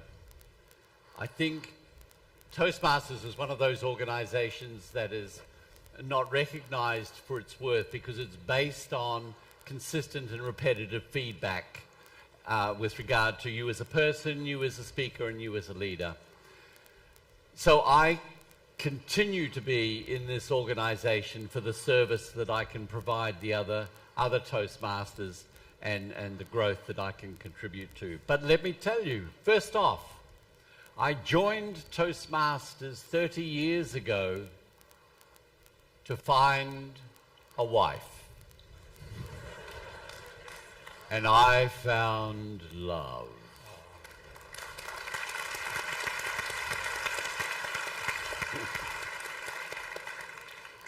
An interesting turn of events. Not that I'm suggesting that Toastmasters is a marriage-making organization, but it can happen. Thank you, Mr. Hunter. I would like to move on to Mr. Rutledge. You have a very long career as being a business linguist. Now, obviously, the connection between being a linguist and being in Toastmasters is very evident. How important is your choice of words and the language used? And how did you find that to be a very seamless transition going from Toastmasters to a linguist and combining both of those two together at the same time? So much like Mark, I have a love of language as well. I suspect we all do. And language is your primary thinking and communication tool. Words not only allow you to express what you think, they also shape how you think. So for those of you who are very talented out here, who speak more than one language, you all speak at least two. Many of you probably speak more than that. Don't show off. But when you get into trouble when you're trying to speak English, if your natural language is Arabic, is when you find yourself trying to speak English but still thinking in Arabic, right? Or vice versa. And it just shows you how much language affects you in the way that you communicate. And when we have trouble articulating something, it is literally because we do not understand it enough. So language becomes the building blocks of absolutely everything that we do. And I would argue there is nothing more important. And I have a theory, and my fellow champions may differ with me or they may agree. I suggest you agree. So I have a theory that in most world championship contests, it is not the best speaker that wins. That sounds unusual, doesn't it? And the reason that I say that is because once you get to the level where we're all competing against each other, we're very similar in terms of the standard of delivery that we can provide. In most cases, no one is substantially better at delivering the speech than anyone else.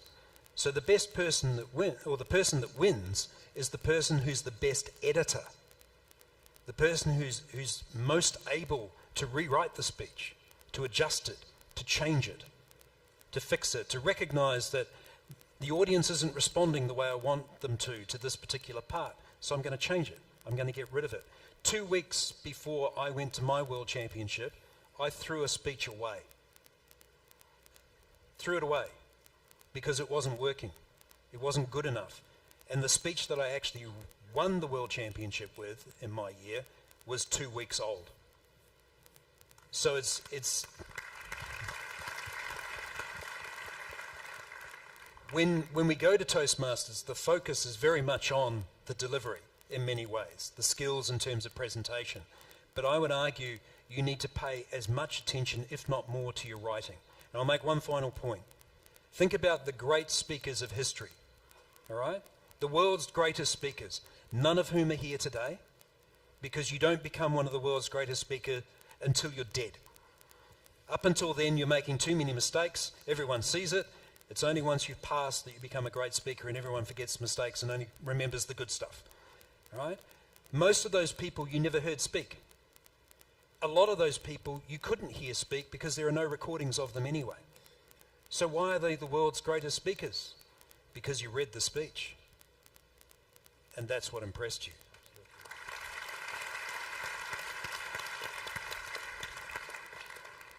Of course, Mr. Rutledge, you are sticking to your motto, which is the secret ingredient to a perfect keynote is preparation. Thank you, Mr. Rutledge, so much. I would like to move on to Muhammad al-Qahtani. You know, when I heard Mr. Qahtani's story, it touched me. Because in the beginning of his childhood, he was more on the quiet side. Is that right? Yes. And this is a very prevalent issue in society today. Many people are more on the quiet side, more on their phones, and so on and so forth. Now, how could we benefit from being confident? How can we benefit from being an ex-stand-up comedian who goes on stage, expresses himself confidently? What is there to be gained from being confident and on stage? So I always, can you hear me? Can you hear me? Yes. Fantastic. Yes, All right. yes. And, So I always give this example of the fish and the chicken. The fish lays 100,000 of eggs. But have you seen a fish lay eggs? Or have you heard a fish lay eggs? No. Why? Because a fish would swim under a rock in the middle of the ocean, lay thousands and thousands of eggs and leaves. A chicken would lay one egg. But you can hear it from across the street. My point here is everybody in here, and I'm not saying this just to pump you up, this is a true fact. Everybody in here has a talent that nobody else in this entire world has. This is true for every single person in here. You can do something that nobody here can do. And this is true for you, and for you, and for you. However, if you're not going to show it, if you're not going to talk about it, you'll remain the fish who does so much, but nobody knows that you exist. Now, I'm not asking you to be the chicken who just do so little and make a big noise about it, but you have to show the world what you're talented about.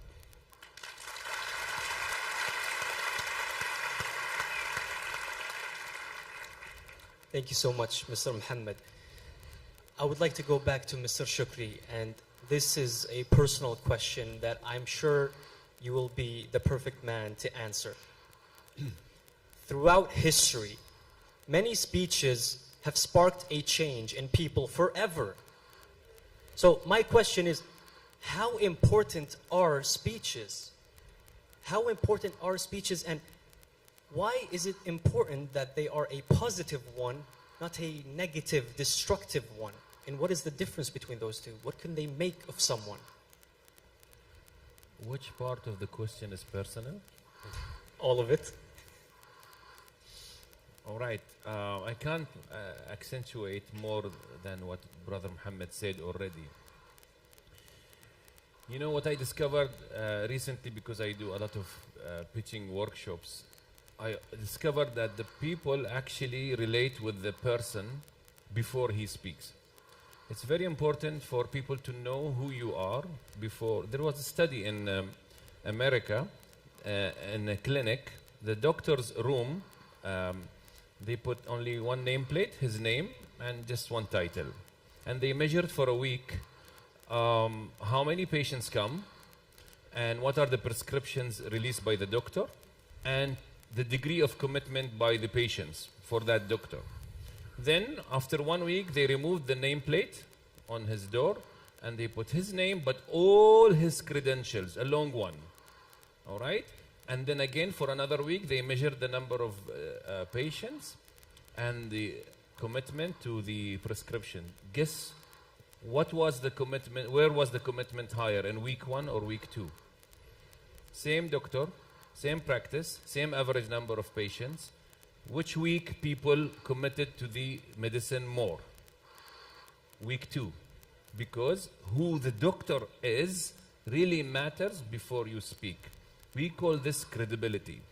And for me, the most important speech in history, which I teach this to everyone, is the speech of Prophet Muhammad, peace be upon him. Because when God asked him to go ahead and announce about Islam publicly, he did it with a speech. And he said, "Do you know me?" They said, "Of course, we know you." And then he declared Islam. But first, they knew who he was. Make sure they know who you are. Even in the speech, you can do this. To me, that's the most historical speech in history. Over to you.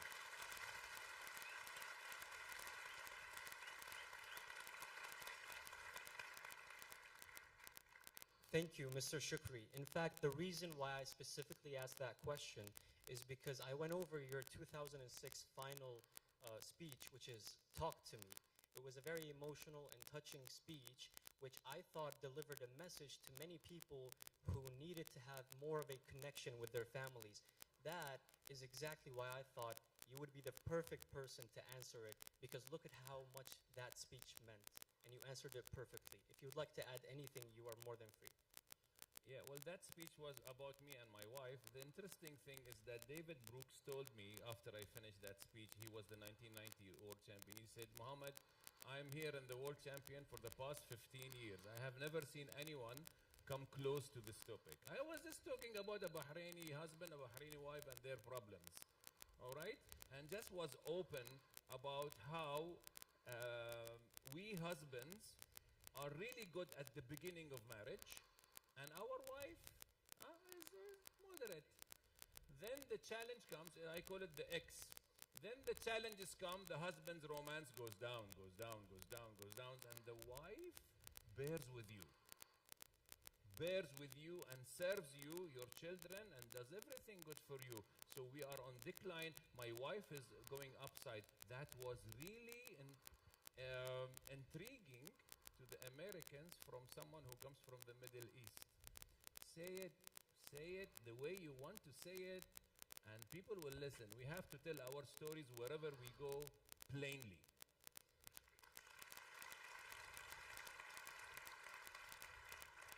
I must say, my beloved is watching this right now, and she'll probably be thinking, yes, you tell him, he's right next to you. Anastasia, darling, I heard it.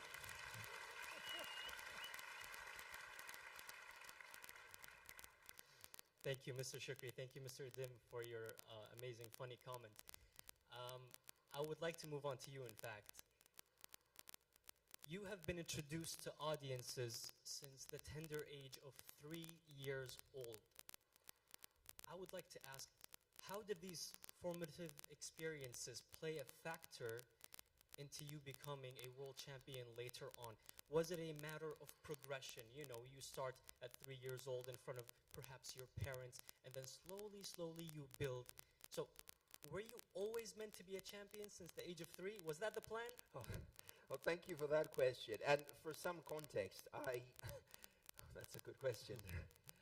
I come from a family of performers. My mother was an actress.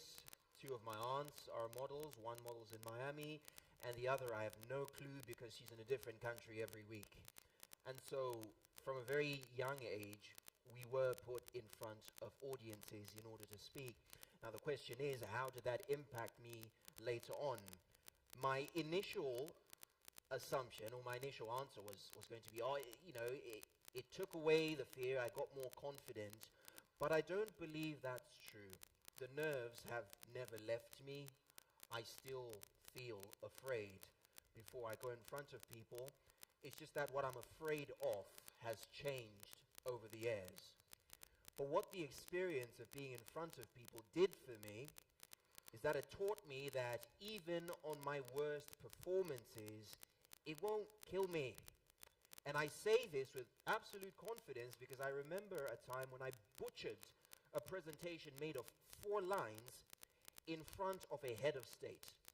He was as close to me as I am to you, and my speech was only 4 lines long, and I forgot everything, and I blanked out, and I stood there in an icy silence for what felt like an eternity. And I look back on that experience, and I still think, it didn't kill me. It didn't kill me. So I'm backstage today in a poorly chosen suit, and my friends look at me backstage and like, Cyril, dope. Does it make me nervous? Absolutely. But those formative experiences of nothing can kill me on stage have given me the confidence to dress like my friends here. What do you guys think?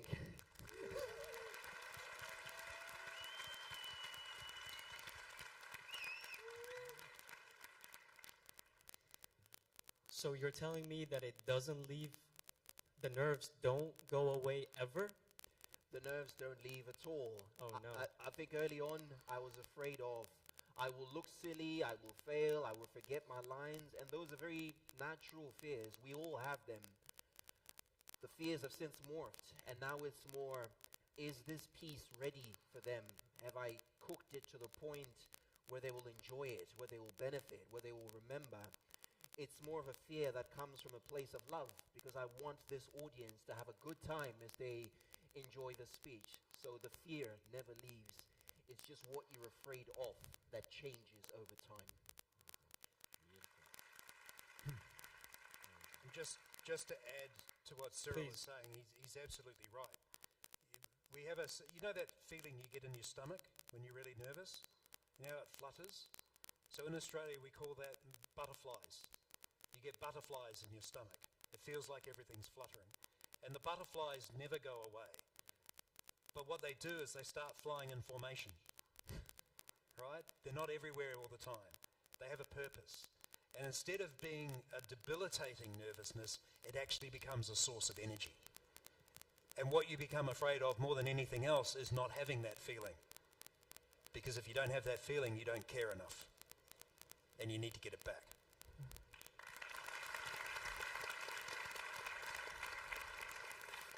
So being afraid is actually part of the process. Yeah. I would like to move on to Mr. Hunter. Again, we emphasize you've been in Toastmasters for a very long time, so I think you're the perfect person to ask, what traits make a good speaker? You've done it all, you've seen them all. What are the traits that are common in those that become the most amazing speakers? Could be a frame of reference, Mr. Chairman, ladies and gentlemen, that when a good speaker gets up to speak, it is not about them, it's all about their audience or the other people in the conversation. And that speech could be as simple as the speech between a parent and a child or two lovers. So what makes a good speaker is the one that serves and hears the other person. And I often tell the story, and I've shared it with the guys here. I worked in a hospice, which is a place where people go to die. I was CEO there for a while. And I came across a guy, Seth, who'd come in to die. And my job as CEO is to talk with the person who was going to die and their family. And I said to Seth, what is it that made your marriage last for 40 years? And he said to me that every time he woke up and his wife was talking to him, he consciously sought to understand where she was coming from. Not what she was saying, but where she was coming from. And I think a good speaker has to have an attitude of understanding the audience at that deep and substantive level, whether it be 1 or 1,000.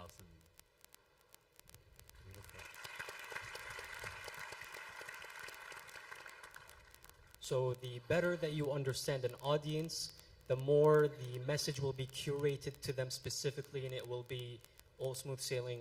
Everyone will have the benefits. Can I tell a secret, please? Yes, please.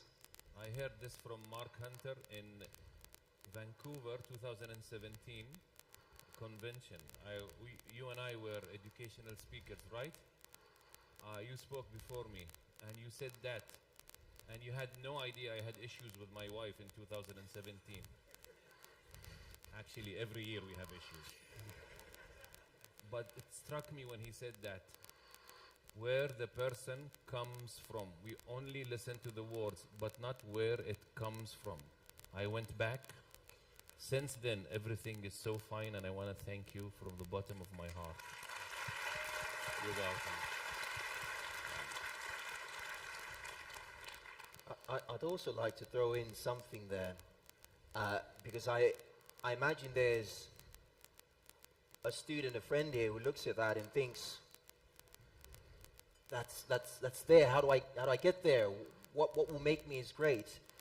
And probably they feel as though they're at the very beginning of their journey, and they're also asking this exact question: what makes a great speaker? It's been my observation that as a speaker, the basics will never stop mattering. And this is exactly what we've gotten from world champion Mark Hunter, that it could be the simplicity of a conversation between a parent and a child or lovers, but the basics never stop mattering. And I've received this question at conferences before, and they've asked me, well, what's a world championship speech? And my answer unwaveringly, back then and now, is still the same. A world championship speech is an advanced icebreaker. those basics that you learn day one will never stop mattering. In fact, if you're polished in those basics, what is it that Bruce Lee says? I'm not afraid of somebody who's learned 10,000 kicks. I'm afraid of one person who's practiced one kick 10,000 times. It's the basics that turn you into a great speaker, because when applied with experience and the wisdom of experience, they make you an unforgettable speaker each time. So if you're at the beginning, it's the basics that will make you great. There's a to back up what Cyril's saying. There's a saying in martial arts that a black belt is a white belt who never gave up. I like that. That's absolutely true. Mr. Rutledge, for the employees and people working in corporations within the audience and watching worldwide, you know, your CEO sort of forced you to go into Toastmasters. Now, the question is it worth it? Is it actually going to help you climb the career ladder? Is it worth it for them to pursue going into Toastmasters if they work in a corporation, for example? It's absolutely worth it. One of the difficulties in working in corporations is that it's very easy to forget who you are. You spend entire careers being told by a lot of well-meaning people that you need to be something different. More of this or less of that. And the fact of the matter is that as we go up the chain, a lot of people get so hung up on what their role is and a belief that there's a certain way you need to look and a certain way you need to sound based on that role, that they lose the ability to be themselves and to be authentic. And what Toastmasters teaches you to do in many ways is to embrace who you are. And that serves you well in any aspect of life. The fact of the matter is, your best chance of being successful is by being you. You're not good enough to be anyone else, and they're all taken anyway. Your best chance of being successful is to be you. And Toastmasters gives you an environment where you can do that safely, where everyone around you is there to support you. Everyone around you is on exactly the same journey. When you fail, you're surrounded by people who don't mind, who celebrate it with you, who want to help you succeed the next time, and more importantly, who've all failed themselves. Every single one of them. And it is probably one of the most supportive environments you can be part of. So I would encourage anyone to look at Toastmasters to improve their public speaking, because again, if you want to advance up the corporate ladder, if you want to achieve higher ranks and positions, then you're going to have to tell a story that convinces someone that they should hire you or that they should promote you. And Toastmasters is a great place to practice that story.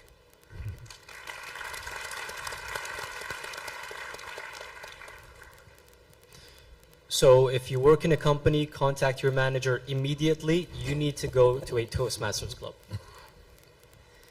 Mr. Mohammed Al-Qahtani. Obviously, as most of us know, you had, or you are still under, exactly, a stutter. You've undergone a stutter for all of your life.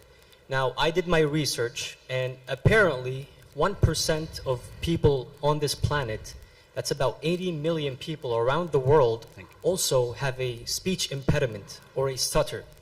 So I would like to ask, and there's no one better to ask, from a world champion of public speaking, what is your message to them? What is your advice to them?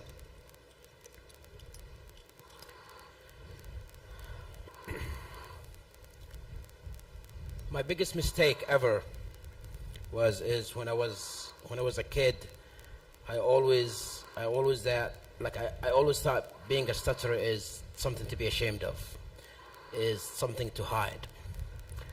I always thought, why I cannot be like all the other kids?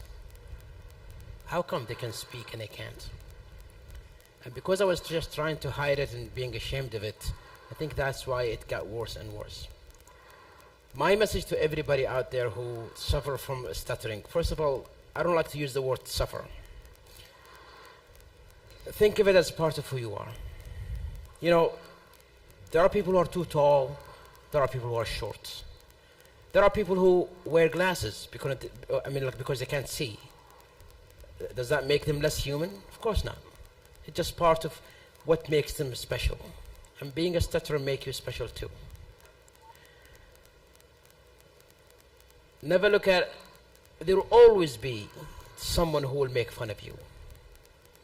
There will always be someone who will laugh at you. But you know what? Do you know why these people make fun of you and laugh at you?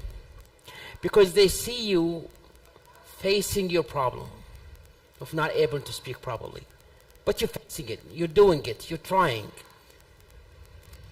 They have their own problem that they're not facing.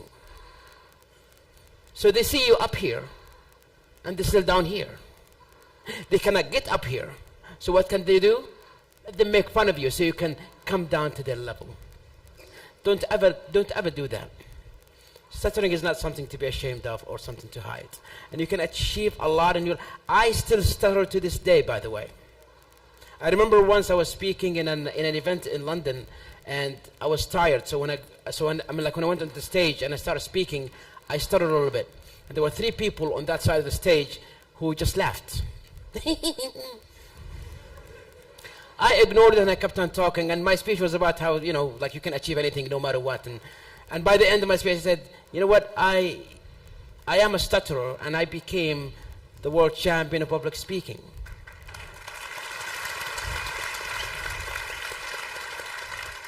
I said, I can't speak, and yet I'm here.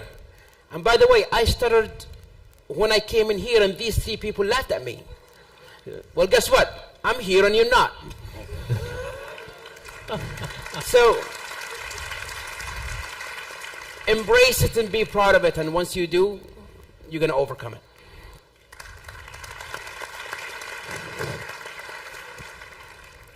Thank you, Mr. Gahtani. It's a wonderful lesson learned, benefit posed to everyone who is struggling perhaps with a speech impediment. I would like to remind the audience, because we're about to wrap up soon, there will be an audience Q&A soon. You can ask the public speakers, the guest speakers head on. So do please note down your questions, and the volunteers will be there to aid you in asking them as soon as we wrap up here.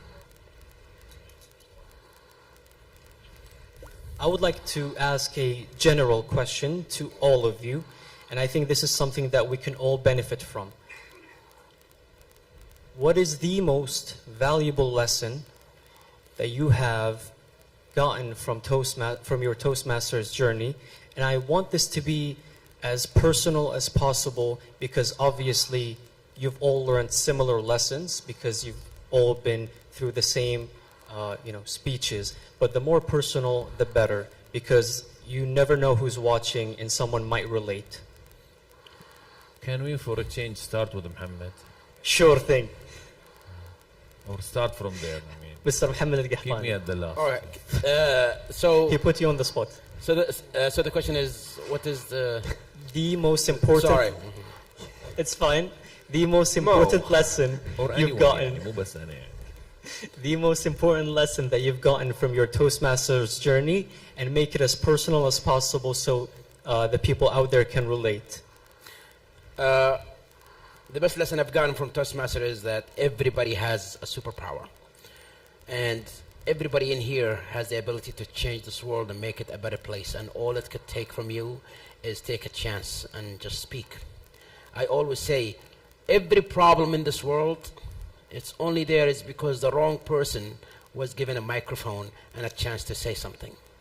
If you want to fix the world, don't let this chance go to the wrong person.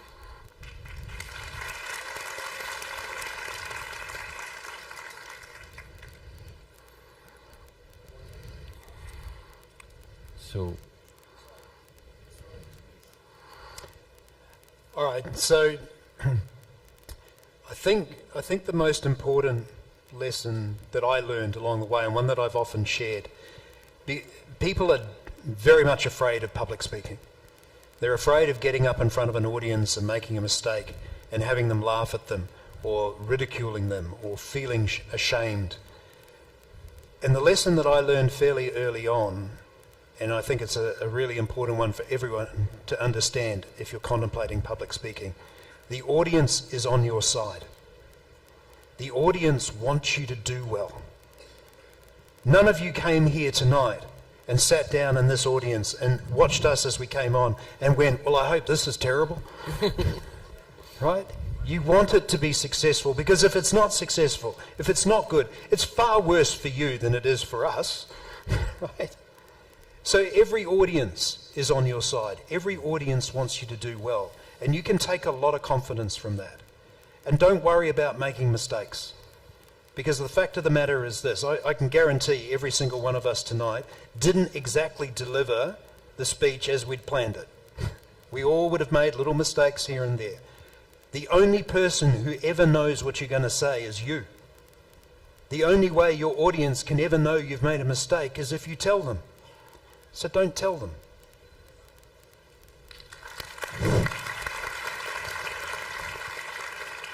Wonderful. Thank you so much, Mr. Rutledge. May I please move on to Mr. Hunter? The most valuable lesson that you've learned from your Toastmasters journey. Mr. Chairman, ladies and gentlemen, Toastmasters allows us to maximize who we are. I've joined this organization 30 years ago. I've attained the right to be titled world champion. I've taken the Queensland government to court without having one legal bone in my body, but 30 years of Toastmasters behind me. And I have become an edge dweller. And I love it.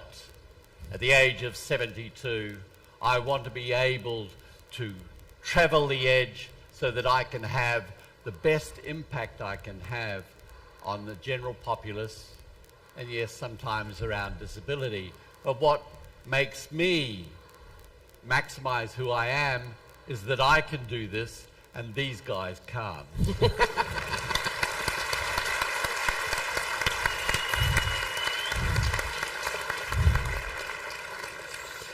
I want wheels on my chair now. I'm not happy.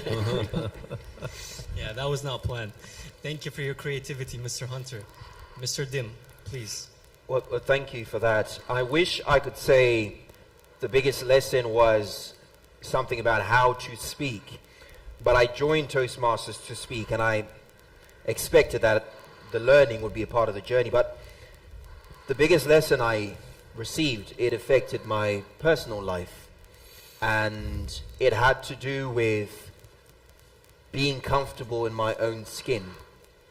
Now, some may not know, I was born in the UK, raised in Zimbabwe by a Zimbabwean mother, but my father is Nigerian. I now live in Poland. It's an international crisis. I've felt my whole life that I belonged everywhere and nowhere at the same time. And through Toastmasters, I met people who had a certain wisdom about life. These people asked me all the right questions that brought me to a point where I was able to be comfortable in my own skin and to be able to proudly proclaim, this is me. It was in Toastmasters that for the first time in over a decade, I revealed to people how my identity had literally changed very much over the years. And I credit it to Toastmasters that I came to a point where I could share my story, the story of my past and what it has taught me, with many people who, to my great surprise, had had the same thoughts and the same doubts about their identity. And now I do still feel as though I belong everywhere and nowhere at the same time, but I don't view it as a curse anymore. I think of myself as a citizen of the world, and that's why I can be here in Saudi Arabia and consider this my family. Ooh, yes. It's why I can go anywhere in the world and do that. And it's been the greatest lesson that once I accept myself, no one can invalidate me. And most importantly, that once I accept myself, I am most useful to the people I want to serve.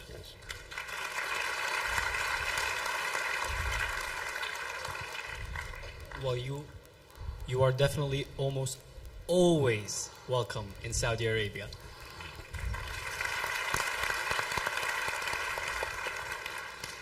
Mr. Shukri, please. Biggest lesson from Toastmasters. You know, when we speak and we look at the world champions, and I always saw in their speeches some, you know, some plot and some misery was there, you know, from rags to riches, you know, someone died or I don't know. I look at my life, I want to look for a tragedy, and it's difficult to find, because how will I fit if I don't have a tragedy? Then I conquer the tragedy. And I, you know, went to my life, I discovered one thing. My dad and mom always made sure I'm happy. So it's very difficult to answer any interview, what are the biggest obstacles you faced? Honestly, I was happy. When I came to Toastmasters and did the speeches, I discovered just the process of speaking makes me happy. I'm sorry to burst your bubble. If you think I'm there to speak, to inspire, to motivate, to change people, I'm sorry, that's not what I do. I'm there on the stage because I feel very happy when I speak. And if you heard me today say it was very stinky, I was suffering when I was speaking to the laborers, I was lying. I was very happy. Really, it was stinky, okay, but I was very happy.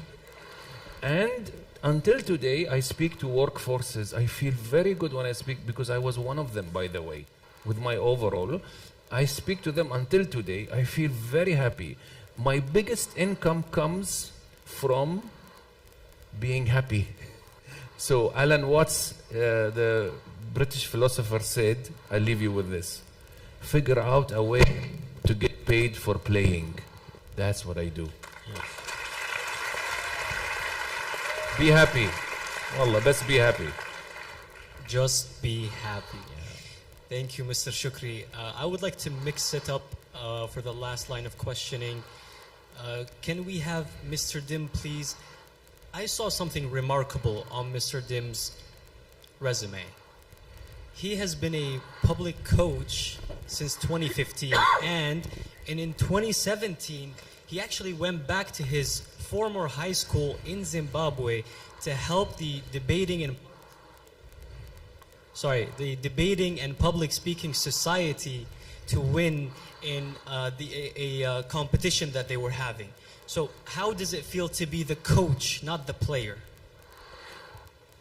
Can I be brutally honest as well?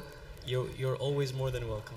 I struggle sometimes. I remember when they told us, or if it was still just 8, we didn't know who the world champion was, we just knew we were the finalists. And they tell you, if it's you, this is it. This is probably going to be your last international speech contest. This is it. And I remember it being bittersweet, thinking I've enjoyed it so much, being in the limelight. I don't know if I could learn letting someone else be in the limelight. But once I tried it out, I understood why my coaches enjoyed it so much. Because when you're a coach, you get the privilege, you've got a front row seat. You see this person go from, I don't know if I can do this, to them spreading their wings, to them challenging you and saying, no, that's not right. Didn't you teach us that? And they always catch me out. And I appreciate it the most that even beyond our coaching and our interactions, when they go out in life and they take on the world, they can still draw on our times together and say, you know what? I didn't know I needed that so much. And I can still look at the people that I coached and I can honestly say to them, I didn't know that I needed that so much, to be in their presence and to coach them like that. So from being in the limelight to supporting someone else in the limelight, I can say I've learned to enjoy it, and now I understand why it's so fulfilling. Amazing, amazing. Mr. Rutledge, I see you looking over. I know you've been a linguist, business linguist and strategist for a very long time. Do you have anything you want to say and add to being a coach, not a player? I'll take a slightly different slant on it. I'll tell you a little story. because I think this is the way that everyone should think. I have 2 children, 2 boys, 15 and 14. Stupid names, but I couldn't be bothered. And their real names are actually Liam and Samuel. Liam and Sam. When they were born, I got to hold them and to be with them for the first half hour of their lives. And I spent that time introducing myself and explaining to them who I was. And I told them then that their mission in life was to do one thing and one thing only, and that was to be a better man than their father. That's all. Now, I said to them that I've done my bit. I've set the bar really low. This should not be difficult. But the whole point is that all of us should be trying to lift others up. Every one of us should be trying to find a way to make those around us better. And every world champion. There was a time when I was the youngest world champion. I was 28 when I won my world championship. Now, since then, we've had 2 world champions come along, and one of them sitting with us, who are younger than me. Right? So you were 24 when you won, right? And Cyril said to me, I'm sorry to take that away from you. I said, no, that's as it should be. That is fantastic. Records are made to be broken. Achievements are made to be bettered. Not necessarily by you, but by other people, and I celebrate that. I enjoy that. I know I played my part because I set a bar. And if that encouraged Cyril to beat it so he could be a better version of himself, then that's fantastic, and I can feel good about that and claim a little bit of credit, whether or not he thinks I deserve it or otherwise. So as a coach, that's your job. And everyone's a coach at one time or another. Everyone should be seeking to make the people around them better.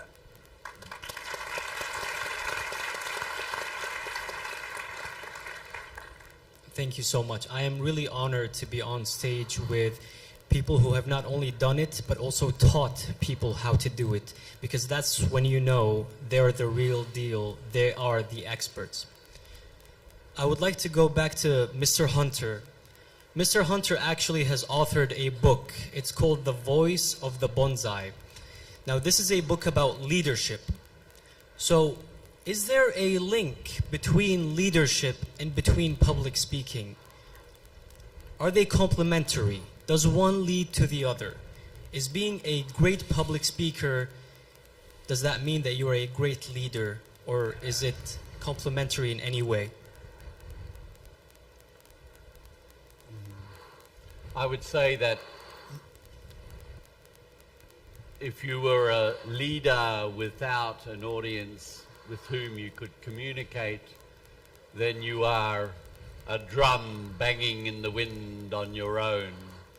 And I think if you can take yourself on a journey and master yourself as an individual, or maximize who you are as a speaker, then your capacity to communicate well with those for whom you have the responsibility to lead is much greater. So leaders, speakers, I'd throw in one other profession which I believe is part and parcel of Toastmasters, and that of a great leader and a great speaker, and that is the profession that I love and still label myself as a teacher.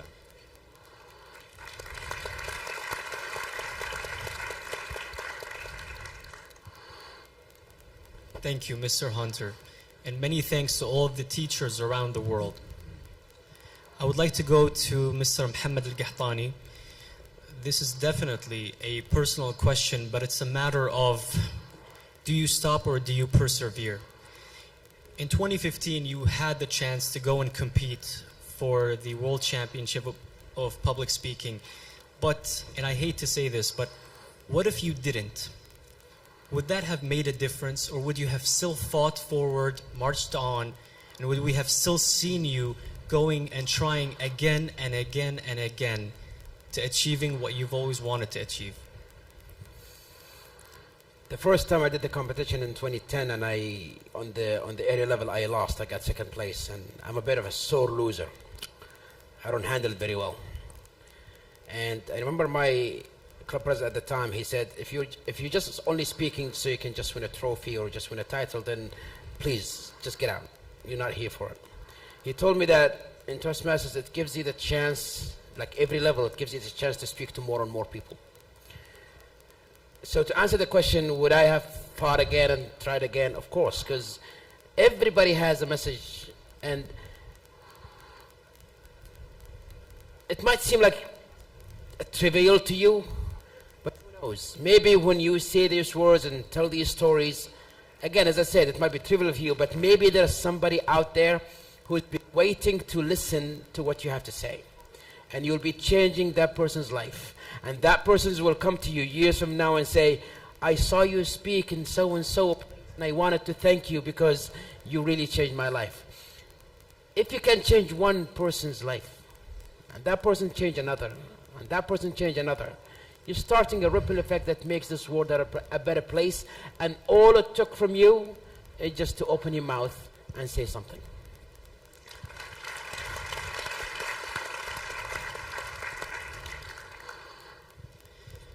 Thank you, Mr. Mohammed Al-Qahtani. Now, I would like to go back to Mr. Mohammed Shukri.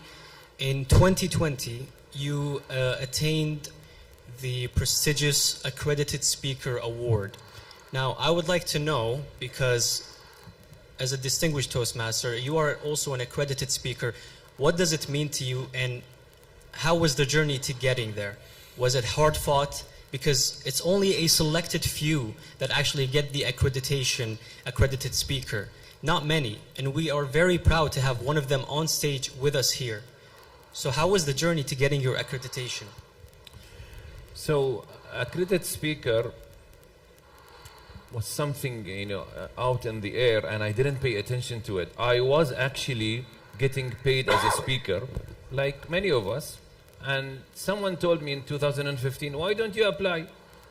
I said, why do I need it? Accredited speaker.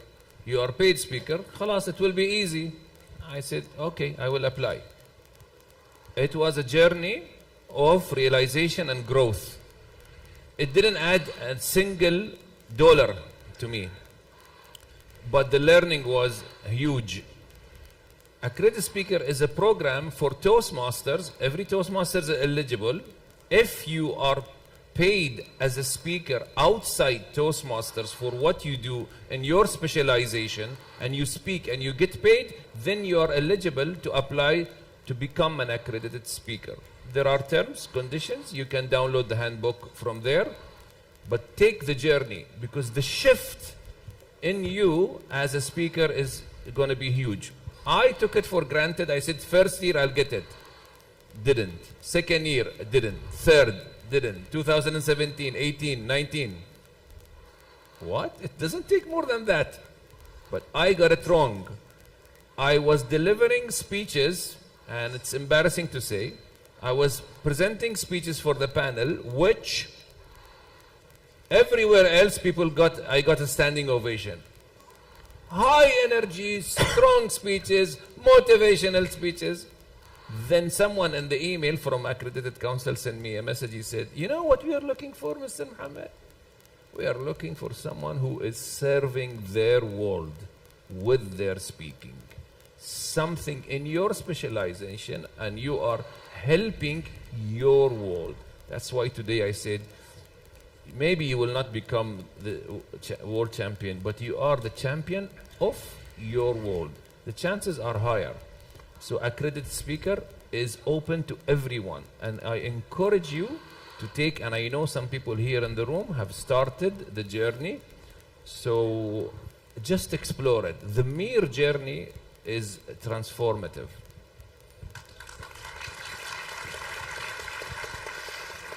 Thank you, Mr. Shukri. Now I would like to move on to the final question, and then I'm going to ask a very general, very quick question to all of you, just so I can have some sort of advice to the audience. But the last question, Mr. Rutledge, I've learned a very important lesson in a LinkedIn post, actually. It was, but, the word but is one of the most limiting words in the English language.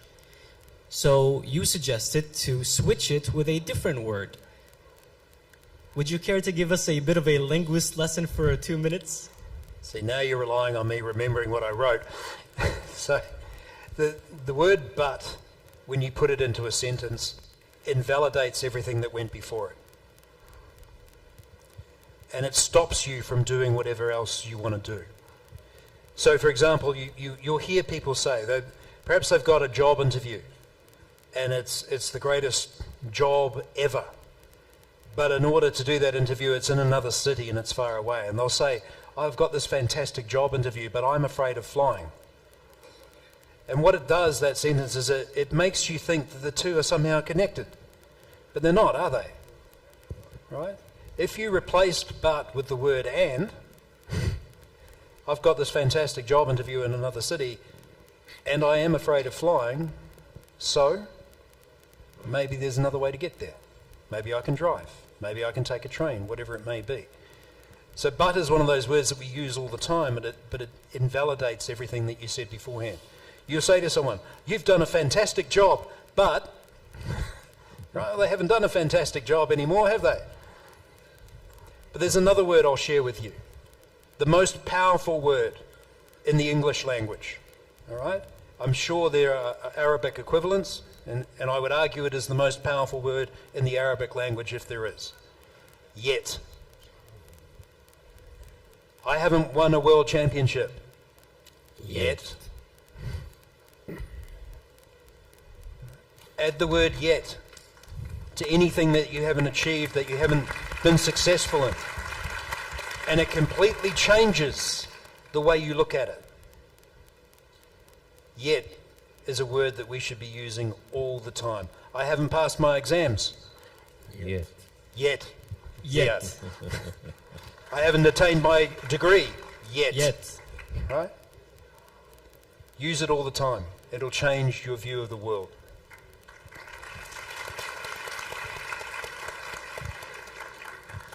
Thank you so much. I have not asked the last question yet, but I will ask it now. You've done it all on the biggest stages. You've performed all over the world, across oceans and seas and rivers probably. What would you say to those watching in attendance and watching worldwide who are thinking about going to their first Toastmasters meeting? Should they take the step? Whoever would like to begin, no specific order. Okay, maybe there is a specific order. I would say definitely yes. I beg you, don't let this slip away. I started my Toastmaster journey way too late, and I always wondered what would have happened if I started earlier. Maybe I would have achieved so much by now. It's a no-brainer. Yes. Just do it. Why not? What do you got to lose? Absolutely. If you get there and you find out you don't like it, well, now you know. If you get there and you find out you love it, well, now you know. So always have a go. Give it a try. Mr. Hunter. It is an organization that is for everyone, and it has the potential, as I said before, to maximize who you are. So give it a go. Look what happened this evening at a club in this university of X number of students has created a world first in designing and carrying out this particular event. That's just some of the things that Toastmasters can do for you.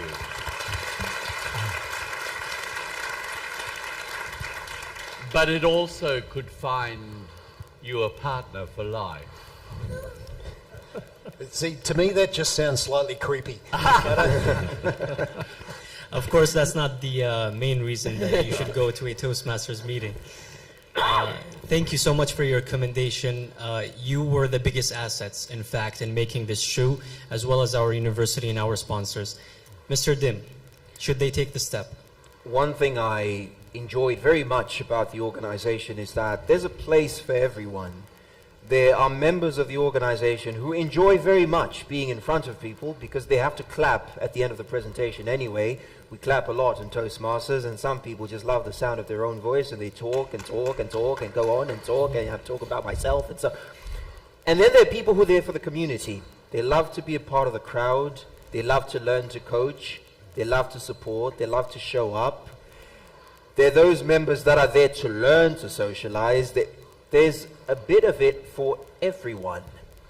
And so it doesn't necessarily have to be that. I don't ever see myself giving that speech. There could be something in it for you as a leader if you're not a communicator. There could be something in it for you as a communicator if you're already a leader.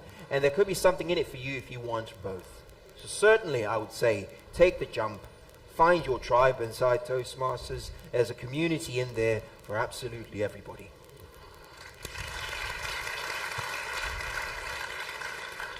Thank you, Mr. Dem. There's definitely more than just one benefit to being a Toastmasters member. Last but not least, Mr. Shukri. I'd say go for it, but lower your expectations, all right? Yeah, because you might go to the club and say, what? This is Toastmaster? Not everybody's speaking well. Exactly. And this is the place where we go. Anyone can speak freely in any level, and he is fully welcomed. But another advice, it took me 2 months to understand exactly what is Toastmaster. Don't decide from meeting number 1 or club number 1. Visit several clubs. For one club, if you like, several meetings before you decide. Because you won't understand the structure, the mechanism immediately. So don't be judgmental, and when you go to Toastmasters Club, you will go with previous news. I went before, I didn't like it. Don't go with that. Go openly and listen and watch objectively. Look at the number of people who are here. I am 20 years here and Mark 30 years. There is a reason why we stay there, and because so many people helped us stand on our feet. And now we are there to help others. And tell me of an organization like this. Back to you. Yeah. Thank you so much, Mr. Shukri. As we see the countdown timer fade away, unfortunately, we also have to fade away into the backstage because this concludes the panel discussion. Now, I'm afraid the audience Q&A is simply not feasible because we were late on schedule, so I do really and sincerely apologize about that. However, do stick around because there's going to be the most exciting segment of any Toastmasters meeting, actually, which is called Table Topics, where you will see some of the champions and some of the audience will come on stage and perform an impromptu answer to a random question. So do stick around for that. And that, I have been Ziad Al-Gahtani. These have been these amazing world-class public speakers. Thank you guys so much for your benefit, for your insights. Thank you for being a great audience. I should try, but no. Barakallah fik.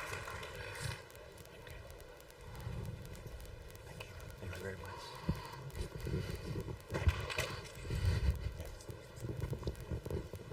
Thank you, Ziad. Good job, mate. Good job.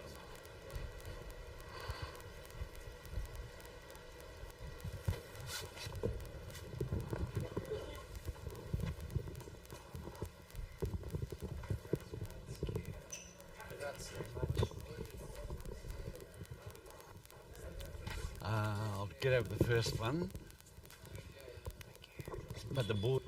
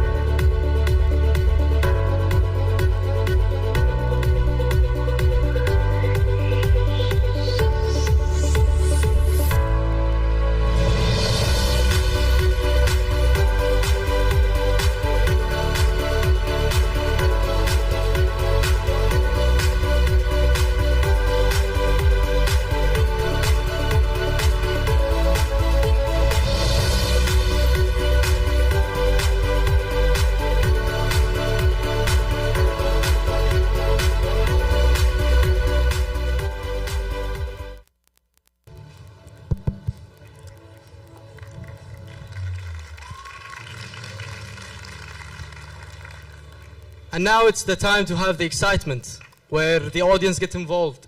So now we have the table topics session, which we involve our Toastmasters members into the event. So please help me to welcome Muhammad Tuhami, the Toastmasters Table Topics Master. So please help me to welcome him.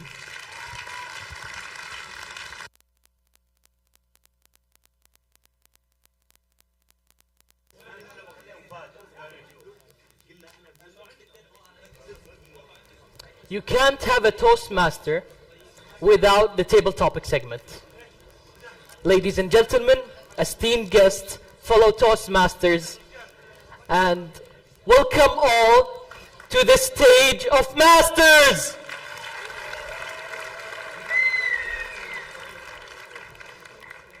I am Mohammed Tuhami, your table topic master for this evening. I am so thrilled to embark on this journey to do the spontaneous and go with you throughout this journey. Tonight we're gonna dive in the deep ocean of thoughts and embark on many subjects, where every wave carries a new opportunity to share, connect, and inspire.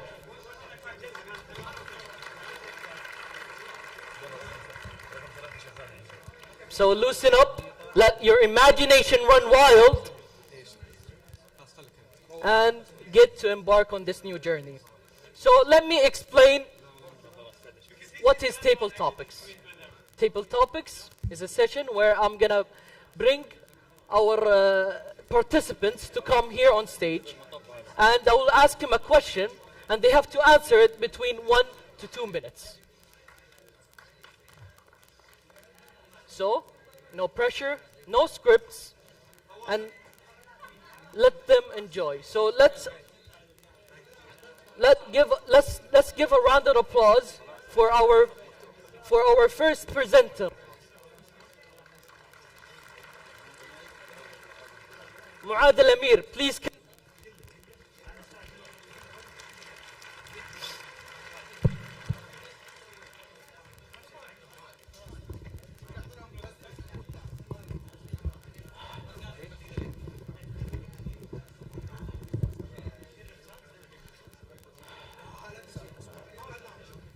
I didn't say it.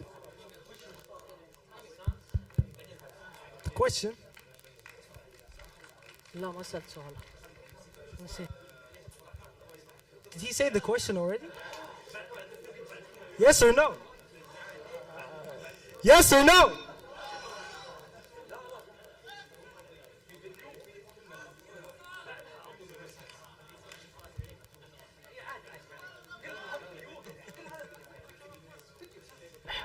Okay. Wow. I fucked up, right? No mic? Feeling really happy. So, okay. Let me ask myself a random question.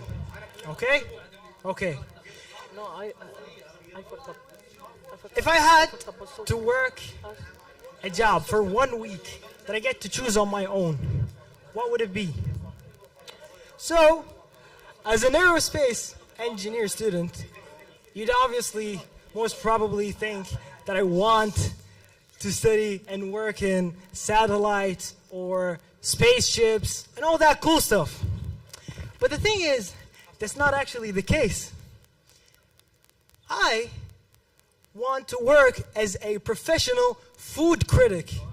And let me tell you why. Let me tell you a story. One time, as soon as I received my monthly stipend, I was like, let me treat myself to a very fancy restaurant. And I tried hard to dress very well, like a gentleman, a businessman.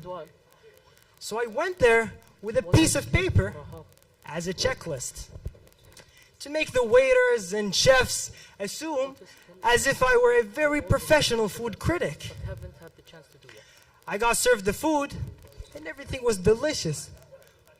But as soon as I finished my meal, I started working on that checklist as if I were making comments and doodling everything here and there and acting all agitated and really dissatisfied. And guess what happened? Not only the food was extremely exquisite, but also I received a free dessert. The thing is, on that day, I realized two things. The first one is, it's very amazing to be a food critic. And the second one, playing XO with yourself on a random paper is pretty boring. So thank you, everybody.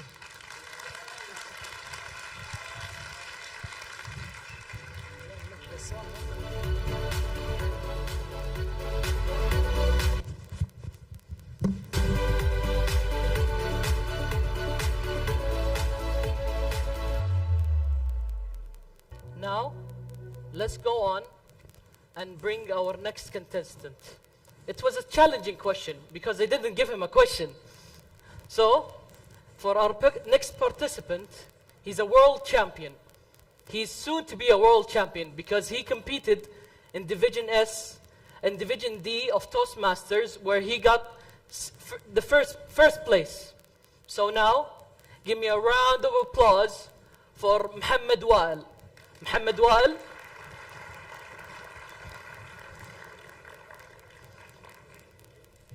Welcome, Muhammad.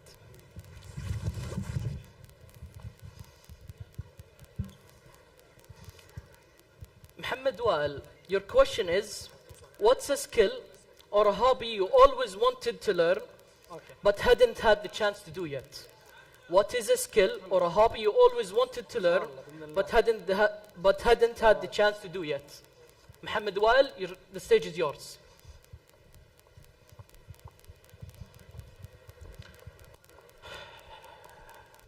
I want to ask you a question. Have you ever watched a YouTube video and the first thing that came to your mind after the video was done is, I want to do this?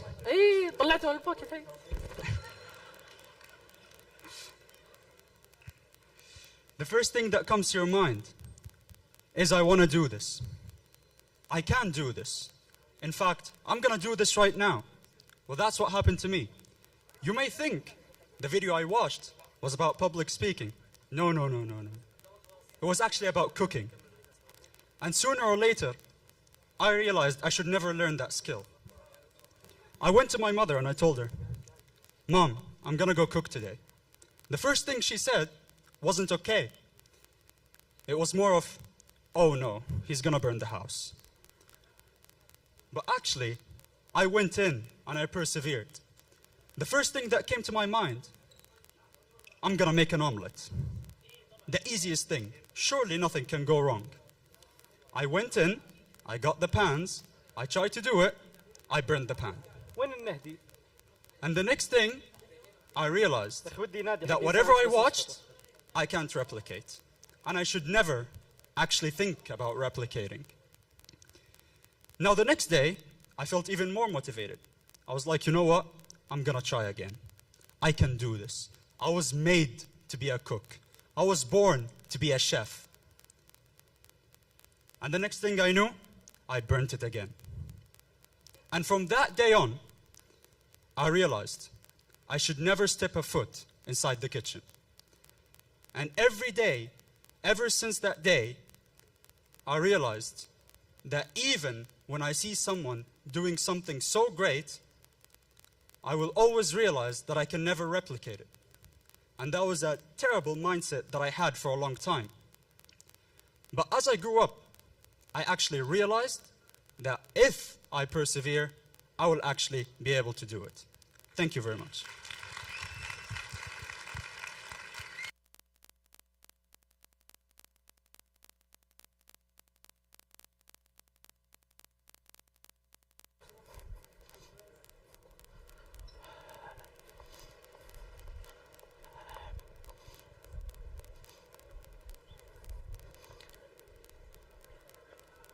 Thank you all for listening to our participants and our champions of our club.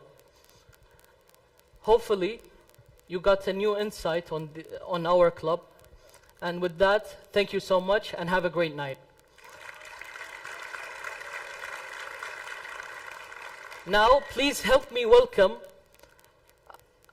Abdullah Al-Qahtani, where he will represent the award segment. Thank you.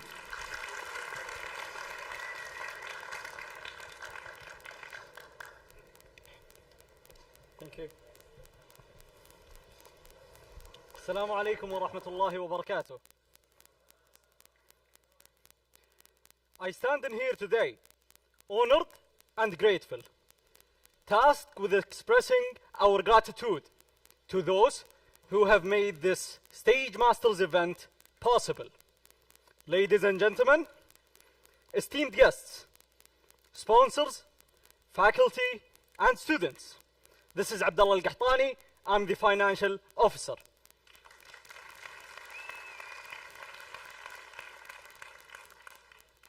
Allow me first to display a video by our sponsor, Saudi Air Navigation Services, SANS. So, please.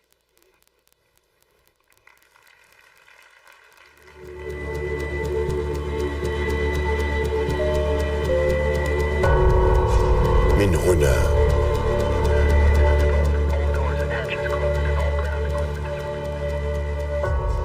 نحلق نحو عالم واسع نغوص في فضاءاته نرسم مساراته بكل دقة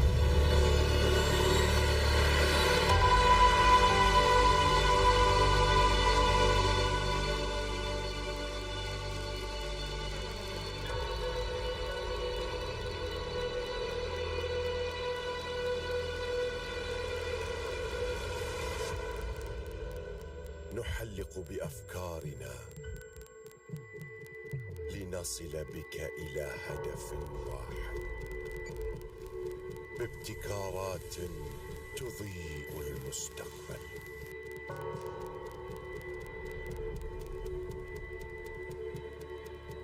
خلف كل رحلة عمل دؤوب وكيان متطور لضمان سلامتك أينما كانت وجهتك نحن ملتزمون بأن ننقلك إلى عالم أكثر أمان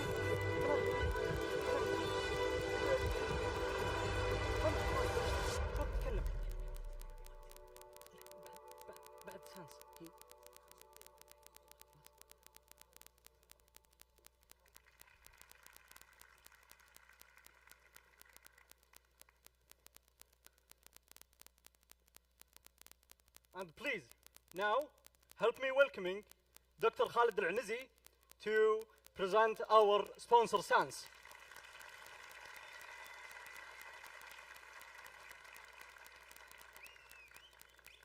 I'd like to call those who are representing SANS to be on the stage right now, please.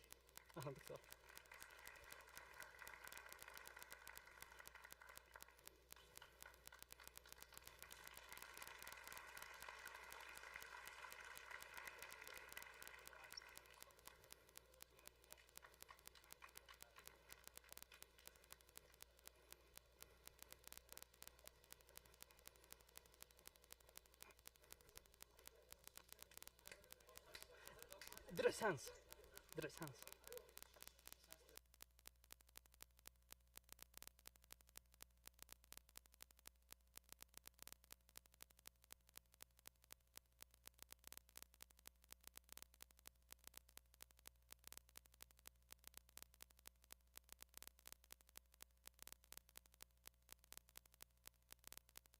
please.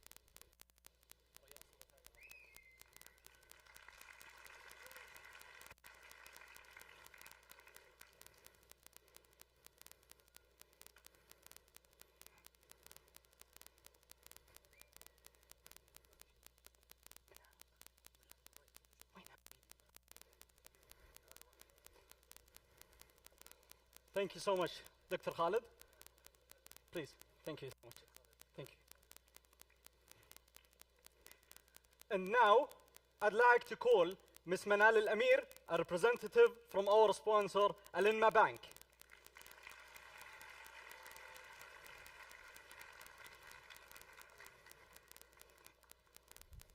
Hello, Ms. Manal, please.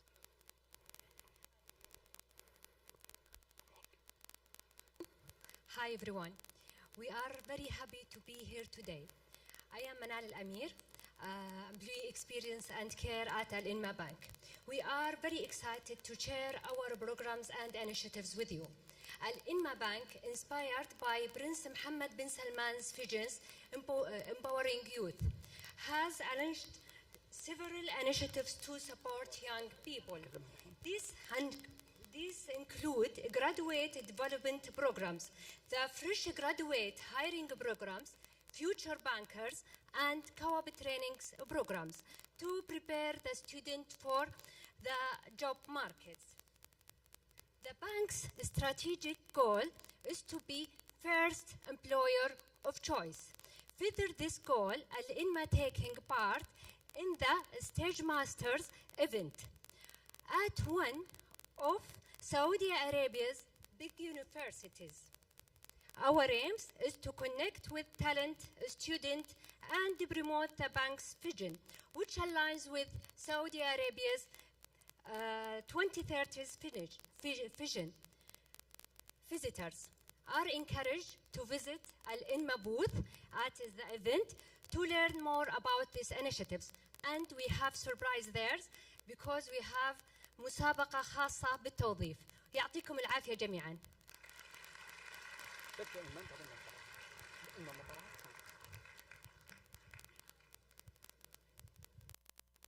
Thank you so much, Ms. Manal. And now, allow me please to call Dr. Khadir Anizi again to award our sponsors and the rest of them, please.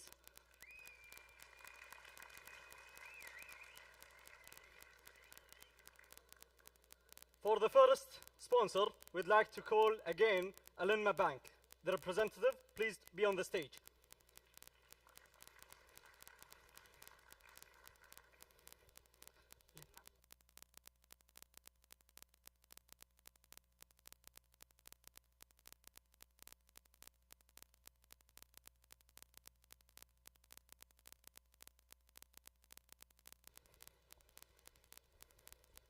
Here you go, Dr. Khalid.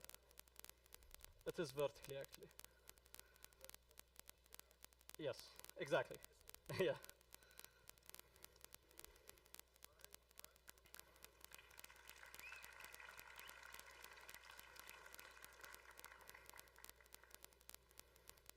And for the next sponsor, we'd like please to call Matarat Holding. Please be on the stage.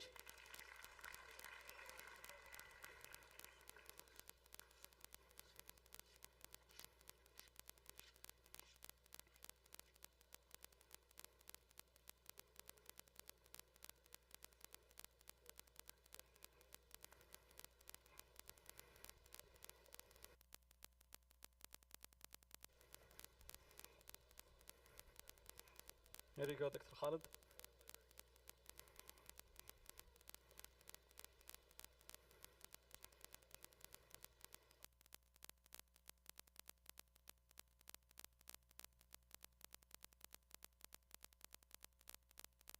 Qaf Roastery, please be on the stage.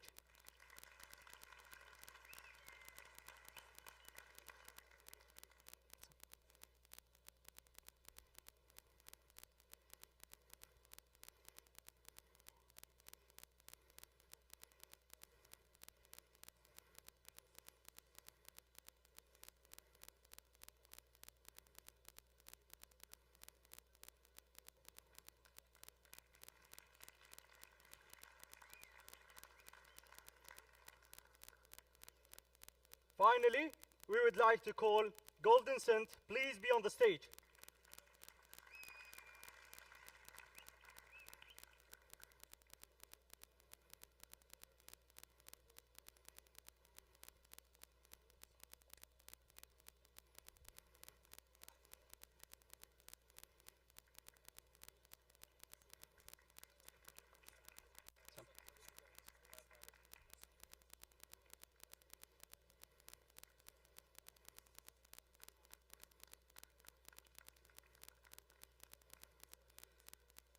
And of course, now we would like to call the stars of today. We would like to call the champions of our Stage Masters event. Allow me first to call Mr. Mohammed Al-Qahtani to be on the stage.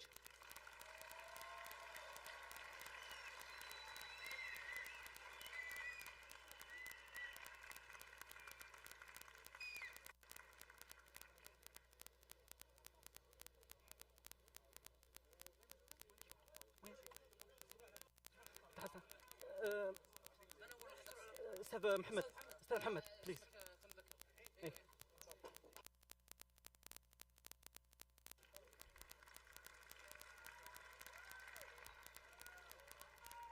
الدرع حقه وين؟ درع محمد القحطاني.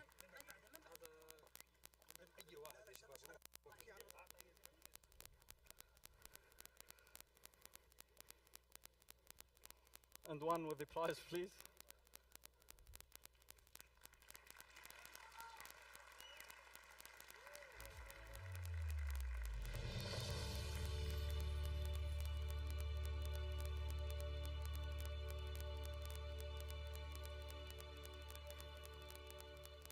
Thank you, Mr. Mohammed. Now allow me to call Seral Dem, please.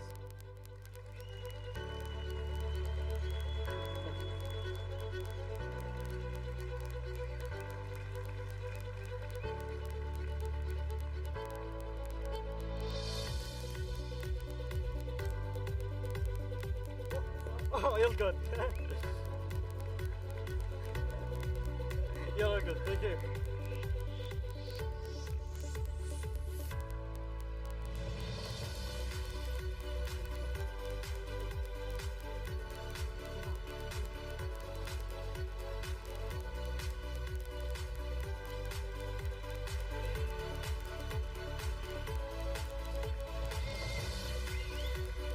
Thank you.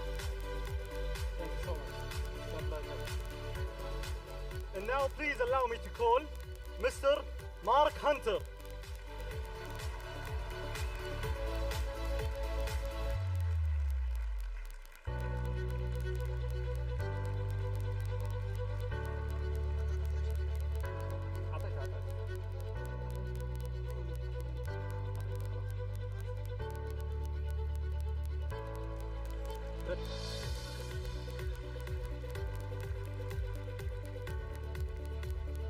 Thank you, Mr. Mark.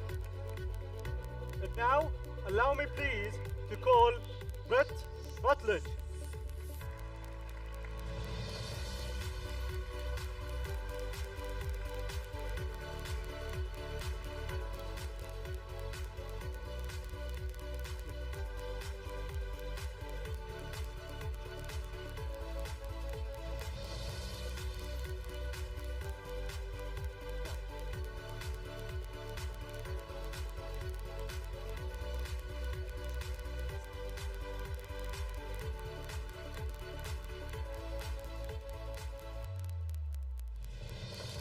Despite his absence, we would like to thank Mr. Mohammed Shukri. He had a plane to catch, so please give him a clap.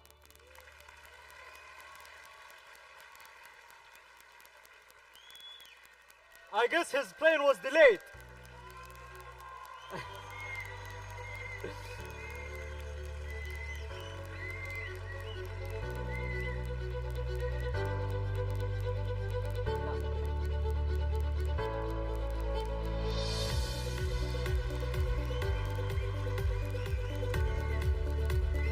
Guys, believe me, I was notified that the plane is ready to be exported, but it maybe was delayed, I'm not sure. But now, of course, such an event would not happen without team leaders who have led this event towards success with all the support it was given by the university and its faculty and even students. So allow me please to call Saad Al-Gani to announce the names of the leaders.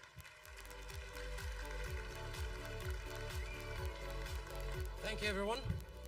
Without the leaders, this event wouldn't have been possible. So, I would like to start with the president of KFUPM Toastmasters Club, Abdurrahman Fahad.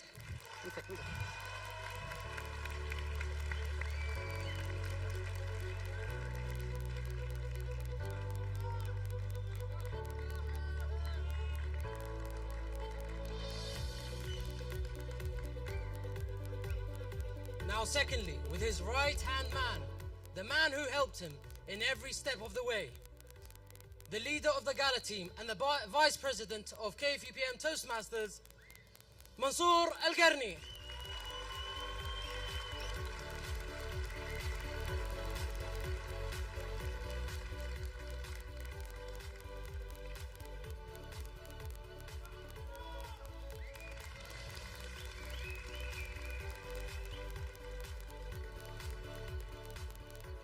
Now, with the leader of the sponsorship and partnership team, the one who helped us to partner with these amazing sponsors, Nawaf Al-Harbi.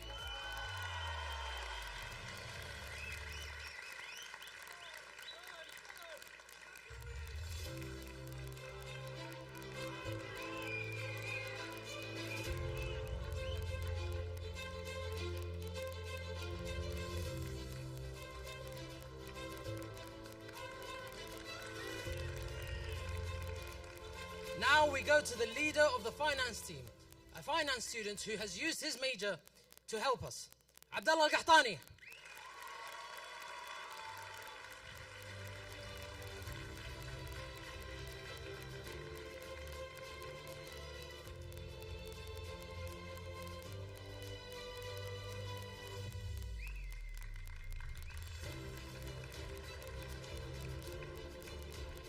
Now we get to the leader of the public relations team, the one who has contacted the speakers and arranged their arrangements, Yusuf As-Sudais.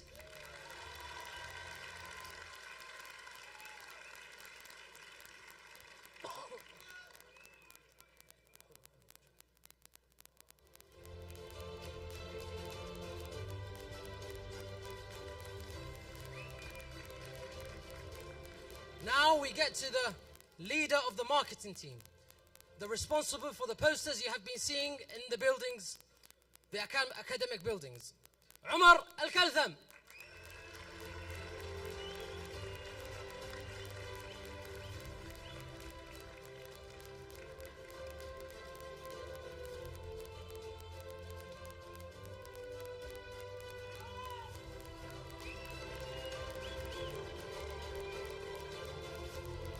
Now we get to the leader of the designing and media team, the one who designed the posters and was responsible for the social media, Bara Al-Khaldi.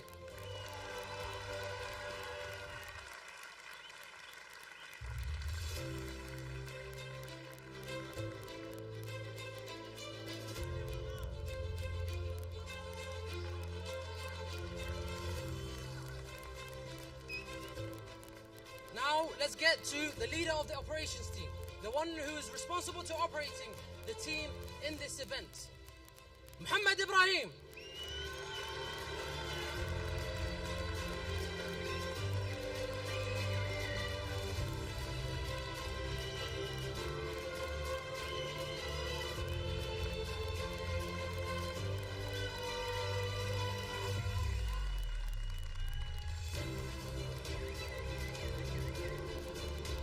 Now, we get to the MC of this event, the one who led this event from start to finish, deputy leader of the gala team, Ziad Al-Qahtani.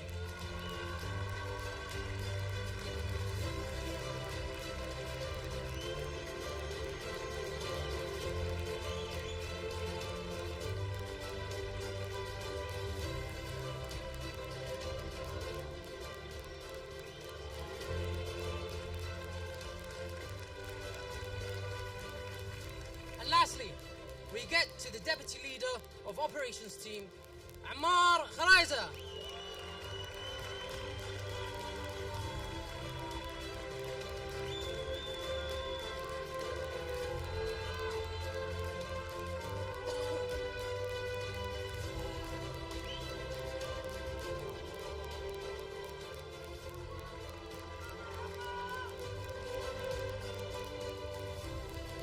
Now, we want to thank the people who helped us on Twitter in marketing this event. And we will be mentioning their names as we've collected about 8 of the people who have helped us in marketing the event on social media and specifically on Twitter. So, we start the names by Abdurrahman Al-Nasser, collect the award.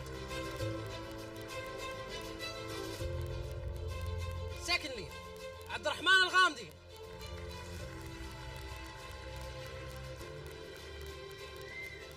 Next, Muhammad Yahya Murtada. If you could come up and collect your awards. And the same for the rest, huh?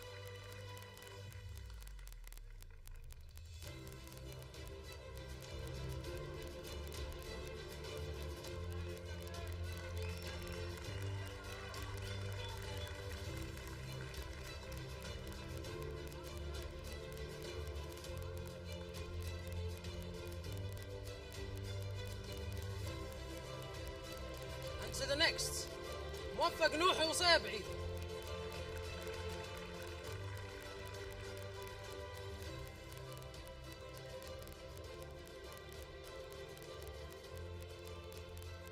And the fifth name.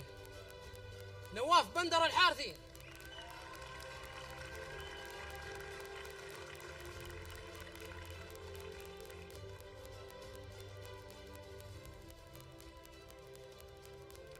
And the next name, دعاء حجاج.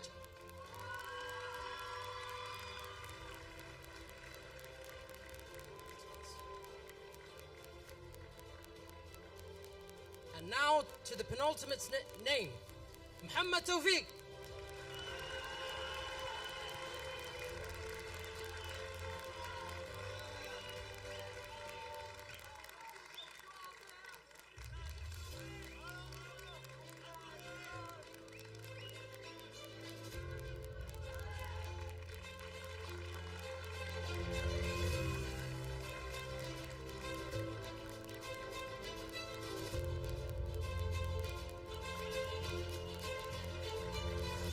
And now, last but not least, give a round of applause for Walid Al-Harbi.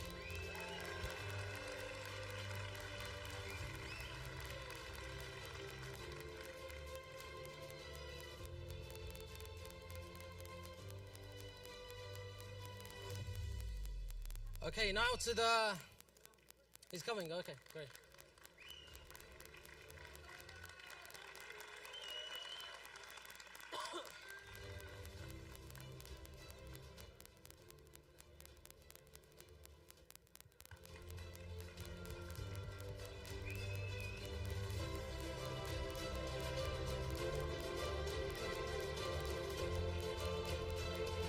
And now we'll get to the point that everyone has been waiting for, the audience.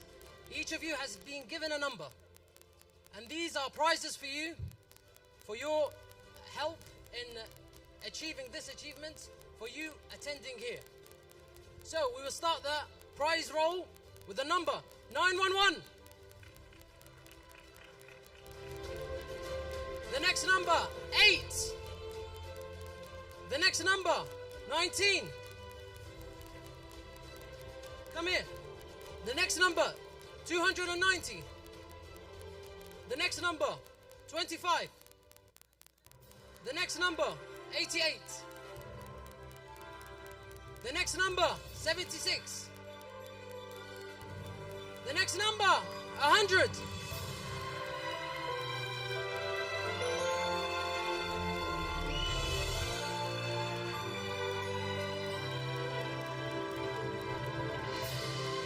The next number, 99. The next number, 90. The next number, 510. The next number, 602. The next number, 740.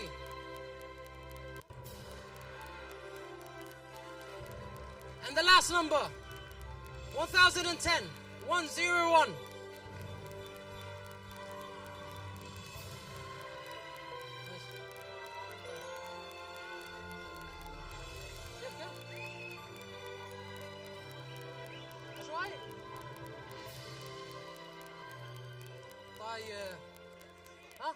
Pick a number.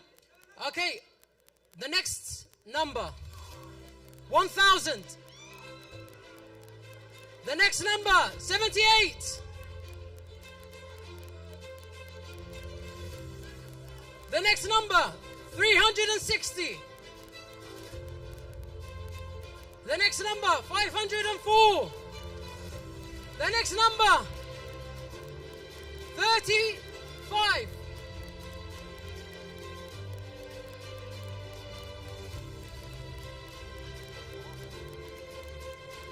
كده كفلنا. I want to give you more, but we have finished the prizes and the prize roll. Okay, we just want to wait for the audience to collect the prizes.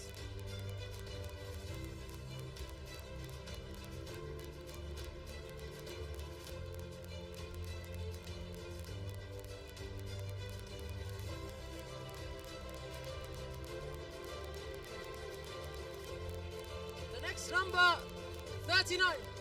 Marvin next. There's no next. خلاص.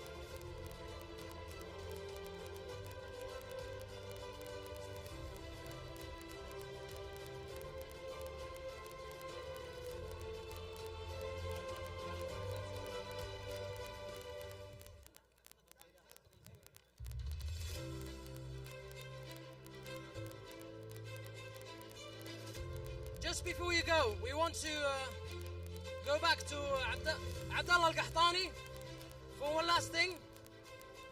So back to Abdullah Al-Qahtani. سعد القرني.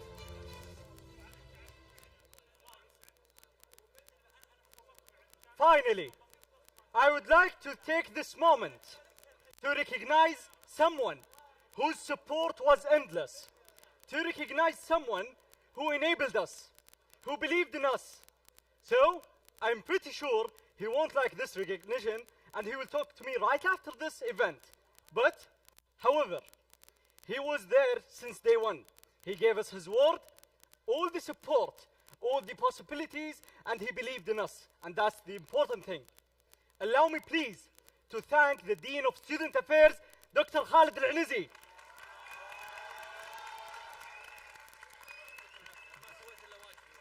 ابدا ابدا نصور جروب بيكتشر يا عم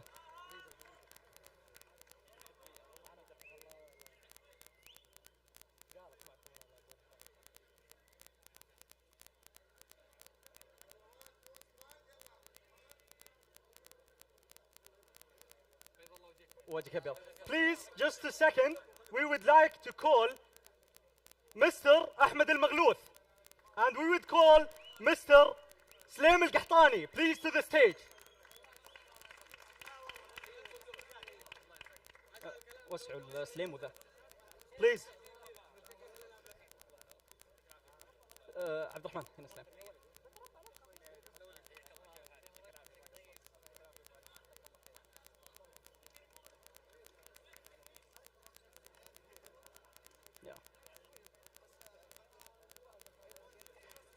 By the count of three, please, let's say, Toastmasters. 1, 2, 3. Toastmasters!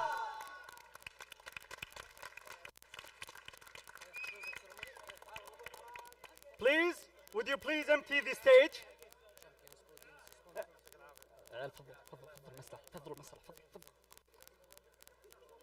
We'd like to take a moment with Dr. Khalid Al-Anizi. Please empty the stage. بعدين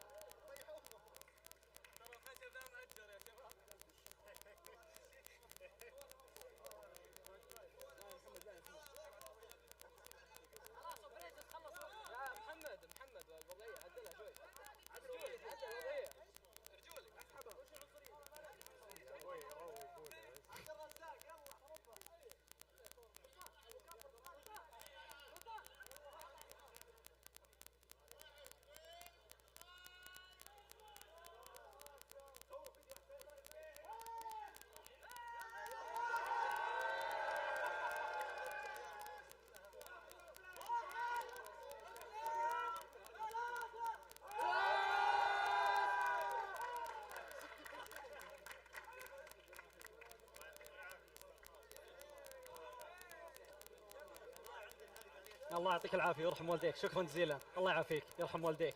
ما قصرت. سم.